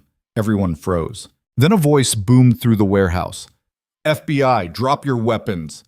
Lawrence's face went pale. The basement erupted into chaos. One of the armed men spun toward the staircase and fired. The gunshot was deafening in the confined space. Nathan didn't think. He just moved. He charged at the man holding the gun on him, tackling him to the ground before he could fire. They hit the concrete hard and the gun skittered away. Vivian lunged for Ellie, trying to pull her out of the chair. Another gunshot. Someone screamed. Nathan and the gunman wrestled on the floor, fists flying. The man was bigger, stronger, but Nathan fought like a man with nothing to lose. He managed to get on top, driving his fist into the man's face once, twice, until the man stopped moving. Nathan scrambled to his feet, breathing hard, and looked around. One of the other gunmen was down, clutching his shoulder and bleeding. The third had his hands up, surrendering as FBI agents swarmed down the stairs. And Lawrence was running. He bolted toward a back exit Nathan hadn't noticed before, disappearing into the shadows. Nathan's instinct was to chase him, but then he heard Ellie sobbing. He ran to her instead. Vivian had gotten the zip ties off, and Ellie threw herself into Nathan's arms the moment he reached her. Dad, I was so scared, she sobbed into his shoulder. Nathan held her tight, his whole body shaking. I know, baby. I know, but you're safe now. You're safe. Agent Reeves appeared in the doorway, gun drawn. Clear. More agents flooded the room, securing the scene. Reeves approached Nathan. Lawrence Sterling? Nathan pointed toward the back exit. He ran. Reeves barked orders into her radio, and agents took off in pursuit. Nathan didn't care. All he cared about was the little girl in his arms, alive and safe. Vivian knelt beside them, her hand on Ellie's back. Are you hurt? Ellie shook her head, still crying. Vivian looked at Nathan, and the relief in her eyes mirrored his own. They'd made it. Barely, but they'd made it. An agent approached. We need to get statements from all of you, and the girl needs to be checked by paramedics. Nathan nodded, but didn't let go of Ellie. Reeves crouched down beside them. You're lucky I got here when I did. Another 5 minutes, and this would have been a murder scene. Nathan met her gaze. Thank you. Reeves nodded. We'll get Lawrence. He can't have gone far. But even as she said it, Nathan had a sinking feeling in his gut. Men like Lawrence Sterling always had an escape plan. They spent the next 3 hours at the police station. Ellie was examined by paramedics. Shaken, but physically unharmed. She gave a statement to a child specialist, describing how two men had come into her room and taken her while she was sleeping. Nathan answered every question the FBI asked, even though he was exhausted and running on pure adrenaline. Vivian sat beside him the whole time, silent but present. When they were finally allowed to leave, it was almost dawn. Marcus met them outside the station with Chloe, who'd been too scared to sleep without Vivian. The moment Chloe saw them, she ran straight to Vivian, wrapping her small arms around her aunt's waist. Vivian held her tight, whispering reassurances. Nathan carried Ellie to the truck. She'd fallen asleep against his shoulder, completely drained. The drive home was silent, except for the soft sounds of the girls sleeping in the back seat. Nathan's hands were still shaking on the steering wheel. Vivian reached over and covered one of his hands with hers. "You saved her." Nathan's throat tightened. "We both did." Vivian squeezed his hand. "I thought we were going to die in there." "Me too," Nathan admitted. They pulled into the driveway as the first light of dawn broke over the lake. Nathan carried Ellie upstairs and tucked her into bed. She stirred slightly but didn't wake, her small hand clutching his shirt. Nathan sat beside her for a long time, just watching her breathe. He'd come so close to losing her. Too close. When he finally went back downstairs, he found Vivian sitting on the couch, staring at nothing. Nathan sat down beside her. "You okay?" Vivian shook her head. "No, but I will be." Nathan put his arm around her and she leaned into him, resting her head on his shoulder. They sat like that until the sun fully rose, neither of them speaking, just holding on to each other in the quiet. Then Nathan's phone buzzed. It was Agent Reeves. Nathan answered, "Did you find him?" There was a pause. Then Reeves said, "We found his car abandoned near the Canadian border, but Lawrence is gone." Nathan's stomach dropped. "What do you mean gone?" "He had help," Reeves said. "Someone picked him up. We're running down leads, but right now he's in the wind." Nathan closed his eyes. "So he got away." "For now," Reeves said. "But we've issued an international warrant, and we've frozen his assets. He can run, but he can't hide forever." Nathan wanted to believe that, but he wasn't sure he did. "What about the men who were with him?" Nathan asked. "All in custody," Reeves said. "And they're talking. We've got enough to build a solid case against Lawrence. When we find him, he's going away for a long time." Nathan exhaled slowly. "Thanks for the update." "Get some rest, Mr. Carter," Reeves said. "You've earned it." The line went dead. Nathan set the phone down and looked at Vivian. "He's gone," Nathan said quietly. Vivian's expression didn't change. "He'll come back. Men like him always do." Nathan pulled her closer. "Then we'll be ready." Vivian looked up at him, and Nathan saw something shift in her eyes, fear giving way to resolve. "Yes," she said quietly. "We will." The next few days were a blur. The media had a field day with Lawrence's disappearance and the warehouse shootout. The story dominated every news cycle: corrupt executive, kidnapped children, dramatic rescue. Vivian's lawyers filed motions to reinstate her as CEO, arguing that she'd been removed under false pretenses orchestrated by Lawrence and Caldwell. The board, suddenly scrambling to distance themselves from the scandal, agreed to an emergency vote. Vivian was reinstated 3 days later. Richard Caldwell resigned in disgrace and lawyered up, trying to cut a deal with the FBI in exchange for testimony against Lawrence. Claire was released from the hospital and moved into the mansion with Vivian, Nathan, and the girls. She was still fragile, still traumatized, but she was healing. And slowly, the pieces of their shattered lives started to come back together. Nathan reopened his auto shop with Sterling Dynamics funding, just like Vivian had promised months ago. Ellie's surgery was a complete success. She was healthier than she'd been in years. Chloe started speaking again, hesitant at first, then more confidently.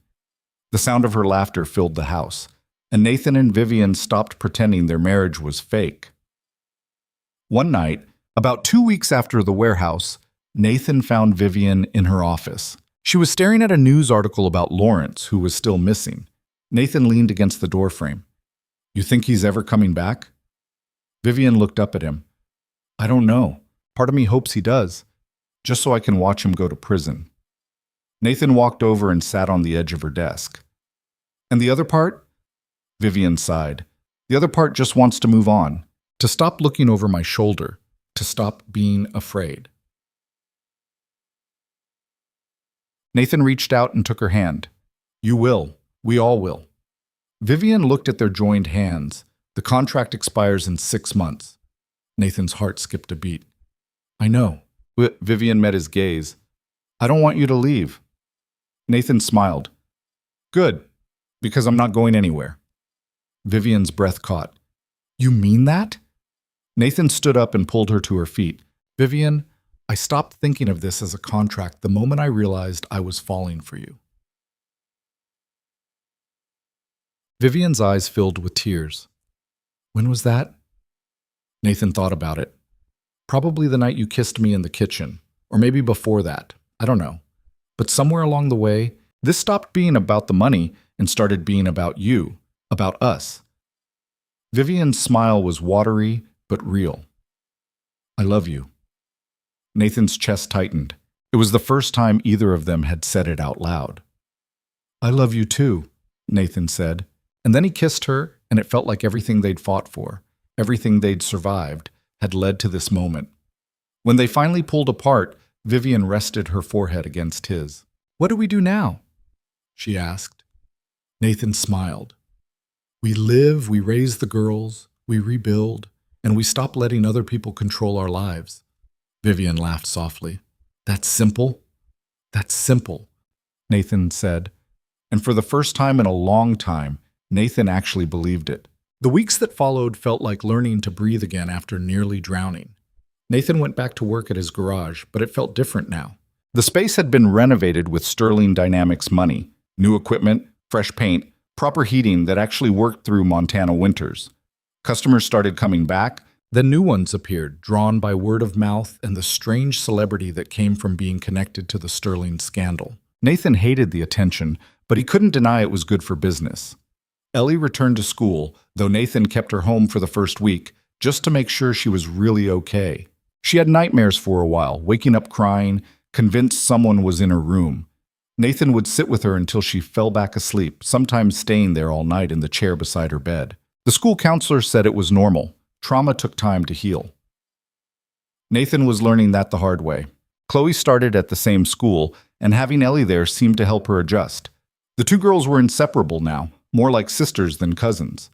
Chloe still carried her sketchbook everywhere, but now it was filled with drawings of happier things. The house, the lake, her and Ellie building snowmen. Claire moved into one of the guest bedrooms and started therapy 3 times a week.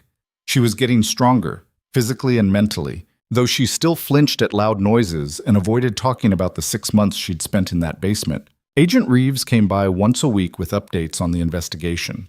Lawrence was still missing, but his financial network was being systematically dismantled. Every shell company, every hidden account, every piece of the operation he'd built was being exposed and frozen. Caldwell had turned state's evidence and was cooperating fully, providing testimony that would ensure Lawrence spent the rest of his life in prison if he was ever caught. But months passed, and Lawrence remained a ghost. Vivian threw herself back into running Sterling Dynamics with the same intensity she'd had before, but something had shifted. She came home earlier now. She ate dinner with the family. She stopped checking her phone every 5 minutes. And she smiled more. Nathan noticed all of it, the way you notice spring arriving after a brutal winter, slowly at first, then all at once. One evening in early April, Nathan was cooking dinner when Vivian came home and actually looked surprised to find him in the kitchen. You're home early, she said. Nathan glanced at the clock. It was barely 6. I'm always home by 6. Vivian set her briefcase down, looking almost embarrassed. I know, I meant I'm home early. Nathan smiled. Progress. Vivian walked over and kissed him, and Nathan still wasn't used to how normal that felt now. How right. Where are the girls? Vivian asked. Living room, homework, and a very serious debate about which movie to watch tonight. Vivian poured herself a glass of wine and leaned against the counter, watching Nathan cook. Claire's therapist thinks she's ready to testify. Nathan looked up. Really? Vivian nodded. The trial's been scheduled, 3 months from now. Claire will be the prosecution's star witness. Nathan set down the wooden spoon he'd been using. How does she feel about that? Terrified, Vivian admitted, but determined. She wants to make sure Lawrence pays for what he did, to her, to me, to all of us. Nathan reached out and squeezed Vivian's hand. She's stronger than she thinks. So are you, Vivian said quietly. Nathan didn't know how to respond to that, so he just went back to cooking. They ate dinner together as a family that night, all 5 of them crowded around the kitchen table, talking over each other, laughing at Ellie's terrible jokes, watching Chloe carefully build a tower out of her green beans before Ellie knocked it over. It was chaotic and messy, and nothing like the cold, silent dinners Vivian used to eat alone in this house. And Nathan realized this was what Vivian had been missing her entire life. Not control, not success, not power, just people who loved her. After dinner, Nathan helped the girls with their homework, while Vivian and Claire talked quietly in the living room. When he came back downstairs later, he found them looking through old photo albums, pictures of Claire and Vivian as kids, their parents smiling in the background. Claire was crying, but they were the good kind of tears. Vivian looked up when Nathan walked in. We're boring you with family history. You take short parts. Nathan sat down on the arm of the couch. Not bored, just listening. Claire wiped her eyes and showed Nathan a photo of 2 little girls building a sandcastle on a beach somewhere. This was the summer before Dad died. We went to California. Vivian spent the entire week trying to build the perfect sandcastle. Did you succeed? Nathan asked Vivian. Vivian smiled. No. The tide came in and destroyed it 5 minutes after I finished. She cried for an hour, Claire added, laughing through her tears. I was 8, Vivian said defensively. Nathan looked at the photo, trying to imagine Vivian as a little girl who cried over sandcastles. It was hard to reconcile with the woman he'd met in his garage 6 months ago. Cold, controlled, untouchable. But that woman didn't exist anymore. Maybe she never really had. Later that night, after everyone had gone to bed, Nathan found Vivian standing on the deck overlooking the lake. The spring air was still cold, but the ice had finally melted, and moonlight reflected off the dark water. Nathan wrapped a blanket around her shoulders and stood beside her. You okay? He asked. Vivian nodded. Just thinking. About? Vivian was quiet for a moment. Then she said, about how different everything is now. 6 months ago, I was alone in this house. No family, no real friends. Just me and a company I was slowly destroying myself to protect. Nathan didn't interrupt. And now I have Claire back. I have Chloe. I have you and Ellie. I have a life that feels real for the first time in years. Vivian looked at him. And it terrifies me. Nathan frowned. Why? Because I don't know how to keep it, Vivian admitted. I don't know how to be this person. The one who cooks breakfast and reads bedtime stories and goes to parent-teacher conferences. I spent my entire adult life being someone else. Nathan pulled her closer. Then you learn, same as the rest of us. Vivian leaned into him. What if I'm not good at it? You're already good at it, Nathan said. You just don't see it yet. Vivian looked up at him, and Nathan saw the vulnerability in her eyes. The same vulnerability he'd seen that night in the warehouse, when she'd thought they were going to die. I love you, Vivian said, and that scares me more than anything Lawrence ever did. Nathan's chest tightened. Why? Because I've never had something I was this afraid of losing. Nathan cupped her face in his hands. You're not going to lose me, or the girls, or any of this. We're here. We're staying. Vivian's eyes filled with tears. Promise? Nathan kissed her forehead. I promise. They stood like that for a long time, wrapped in the blanket, watching the moonlight dance across the water. And Nathan realized something he'd been too busy surviving to notice before. He was happy. Not the temporary kind of happy that comes from a good day or a lucky break. The deep, settled kind of happy that comes from building a life you actually want to live. It was terrifying and wonderful and completely unexpected, and Nathan wouldn't trade it for anything. 2 months later, Agent Reeves called with news. Lawrence Sterling had been found. He'd been hiding in Argentina under a fake name, living in a beach house and apparently planning to disappear permanently. But someone had recognized him. A former Sterling Dynamics employee who'd lost their job when the company restructured after the scandal. The employee had called the FBI, and Lawrence was arrested within hours. He was being extradited back to the United States to stand trial. When Nathan told Vivian, she didn't react the way he expected. She didn't celebrate. She didn't look relieved. She just nodded and said, "Good." That night, Nathan found her in her office, staring at a photo of her father. "You think he'd be disappointed in me?" Vivian asked quietly. Nathan sat down beside her. "Why would he be disappointed?" "Because I almost lost everything he built," Vivian said. "Because I trusted the wrong people. Because I was so focused on the company that I didn't see what Lawrence was doing until it was too late." Nathan took the photo from her hands and looked at it, a man in his 50s, smiling, with Vivian's eyes. "I think he'd be proud of you." Vivian shook her head. "How can you say that?" "Because you didn't give up," Nathan said. "You fought back. You protected your family. You rebuilt what Lawrence tried to destroy. That's not failure. That's strength." Vivian's voice broke. "It doesn't feel like strength. It feels like I barely survived." Nathan set the photo down and turned to face her. "That's what strength looks like, Vivian. It's not about being perfect or never getting knocked down. It's about getting back up when everything's falling apart." Vivian looked at him, tears streaming down her face. "I couldn't have done it without you." Nathan pulled her into his arms. "Yeah, you could have, but you didn't have to. That's the difference." Vivian cried into his shoulder, and Nathan just held her, letting her release months of fear and pain and exhaustion she'd been holding on to. When she finally pulled back, she wiped her eyes and laughed shakily. "I'm a mess." "You're human," Nathan corrected. "There's a difference." Vivian smiled through her tears. "When did you get so wise?" Nathan shrugged. "I've had a lot of practice surviving impossible situations." Vivian kissed him, soft and grateful. "Thank you." "For what?" "For seeing me," Vivian said quietly. "The real me.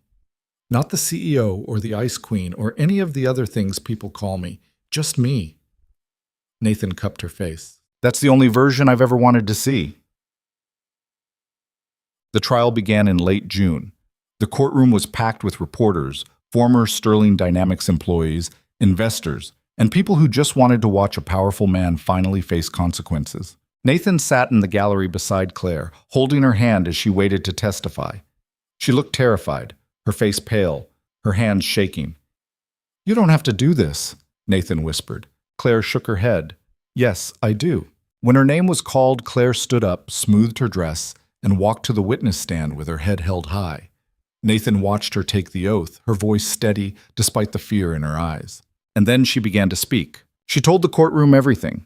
The investigation she'd conducted, the corruption she'd uncovered, the night Lawrence's men had grabbed her outside her apartment and thrown her into a van, the 6 months she'd spent locked in that basement, wondering if she'd ever see her family again. Lawrence sat at the defense table, his expression blank, but Nathan could see the tension in his shoulders. Claire's testimony lasted 3 hours. By the end of it, there wasn't a dry eye in the courtroom. The prosecution rested their case that afternoon, confident they had enough to convict. Lawrence's lawyers tried to argue self-defense, claiming Nathan and Vivian had attacked Lawrence first in the warehouse. But the evidence was overwhelming: financial records, emails, testimony from Caldwell, and the armed men who'd been arrested, and Claire's devastating account of her captivity. The jury deliberated for less than a day. Guilty on all counts. Lawrence Sterling was sentenced to 35 years in federal prison with no possibility of parole. When the judge read the verdict, Vivian reached over and squeezed Nathan's hand so hard it hurt. But Nathan didn't pull away. He just squeezed back. Shook. That night, they celebrated at the house. It wasn't a big party, just Nathan, Vivian, Claire, Ellie, Chloe, and Marcus, who'd become something of an honorary family member over the past few months. They ordered pizza and ate it straight from the boxes, sitting on the living room floor like kids at a sleepover. Claire looked lighter than Nathan had seen her in months, like a weight had been lifted off her shoulders. "It's really over," she said, almost disbelieving. Vivian smiled. "It's really over." Ellie raised her soda can. "To bad guys going to jail." Everyone laughed and clinked their drinks together. Chloe, who'd been quiet most of the evening, suddenly spoke up. "Can we go to the lake tomorrow?" Everyone stopped and stared at her. It was the first time Chloe had initiated a plan, the first time she'd asked for something she wanted instead of just going along with what everyone else decided. Vivian's eyes filled with tears, but she was smiling.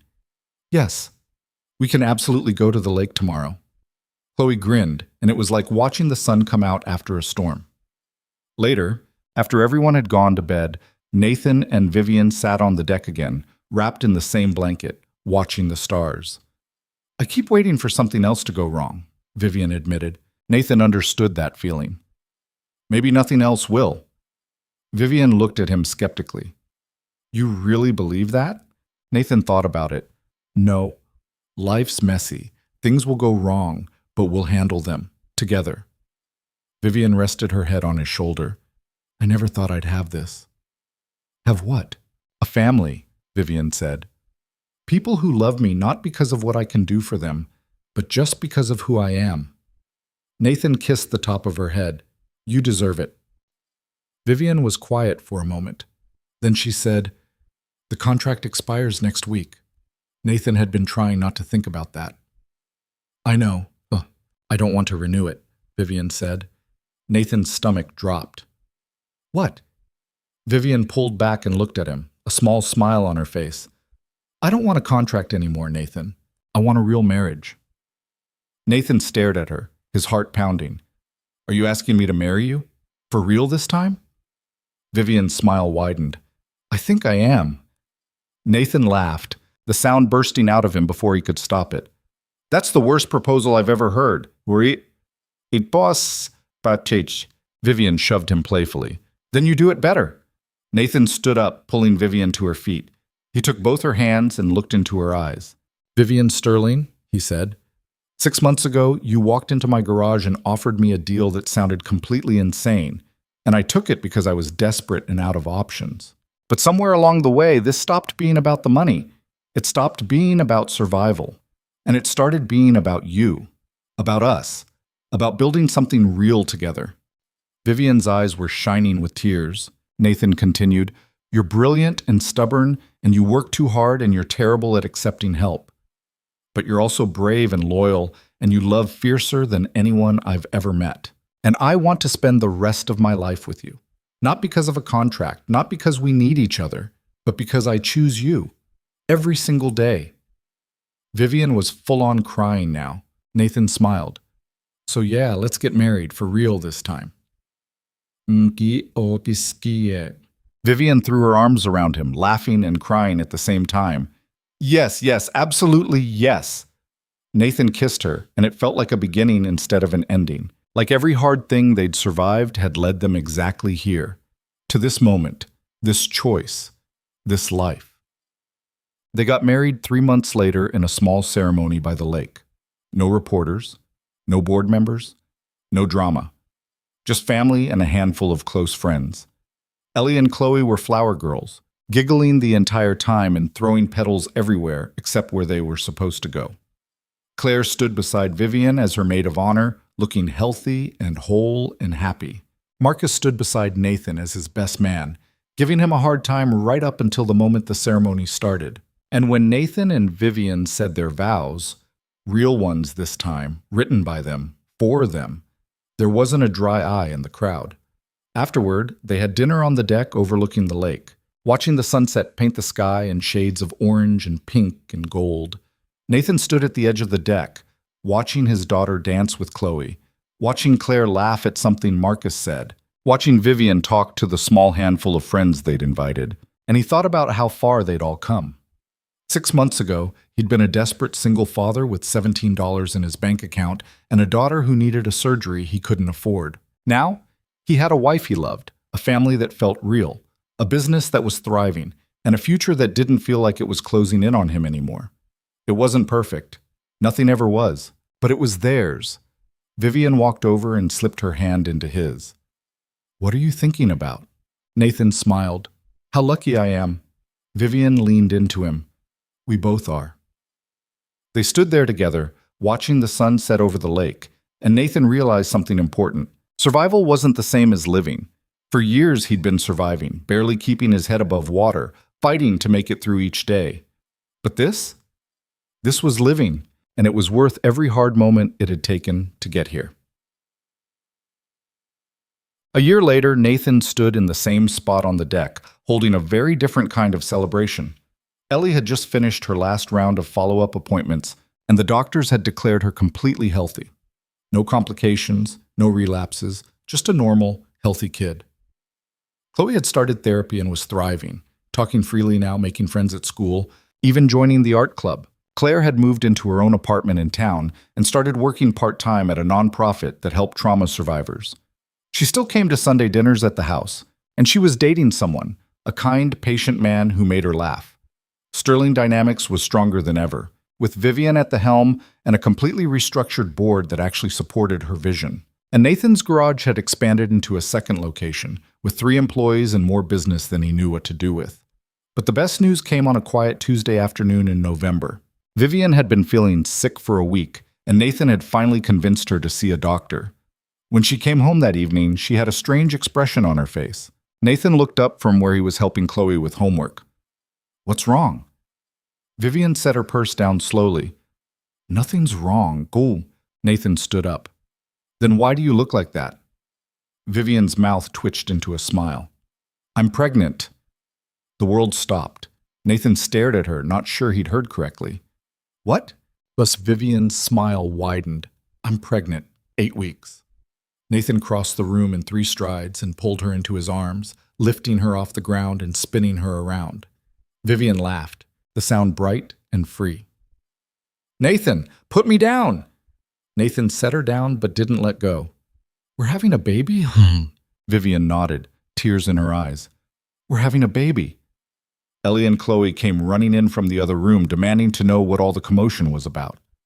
When Nathan told them, both girls screamed and started jumping up and down, and suddenly the kitchen was filled with noise and laughter and joy.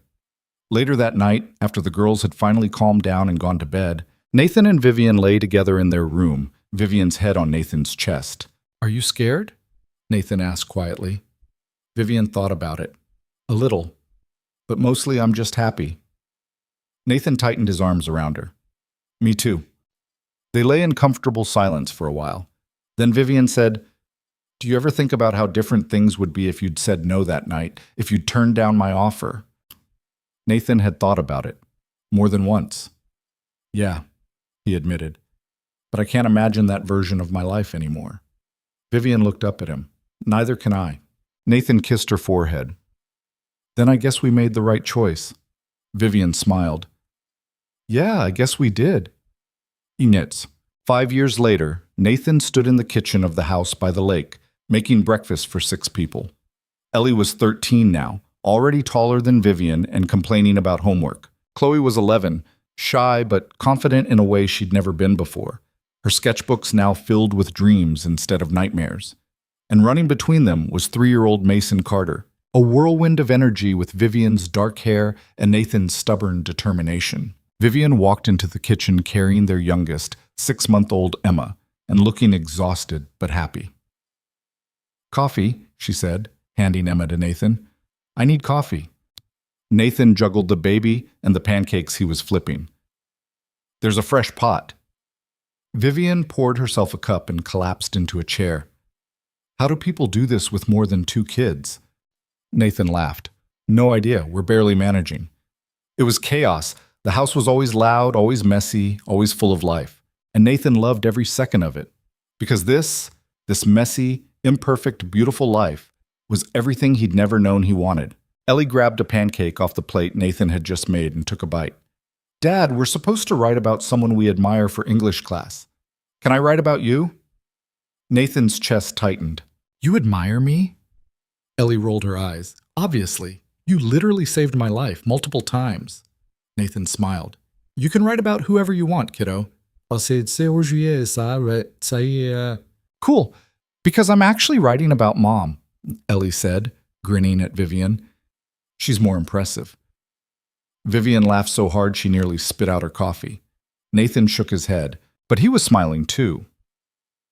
Later, after the kids were all fed and chaos had settled into manageable disorder, Nathan found himself standing on the deck again, looking out at the lake. The water was calm today, reflecting the blue sky like a mirror. Vivian came up behind him and wrapped her arms around his waist. "What are you thinking about?" she asked. Nathan thought about the question. He thought about the desperate man he'd been 6 years ago, standing in a failing garage with $17 and no hope. He thought about the cold, guarded woman who'd stepped out of a black SUV and offered him an impossible deal. And he thought about everything that had happened since, the fear, the danger, the moments when they'd almost lost everything. But mostly, he thought about the family they'd built together, the life they'd fought for, the love they'd chosen. "I'm thinking about how sometimes the worst moments in your life lead you exactly where you're supposed to be," Nathan said finally. Vivian rested her head against his back. "Yeah, they do." They stood there together, watching the sunlight dance across the water, while inside the house their children laughed and argued and lived. And Nathan realized something he wished he could tell his younger self, the man who'd been drowning in debt and fear and desperation. Sometimes survival is just the beginning. The real story starts when you stop running from life and start building one worth living. And that's exactly what they'd done. Together.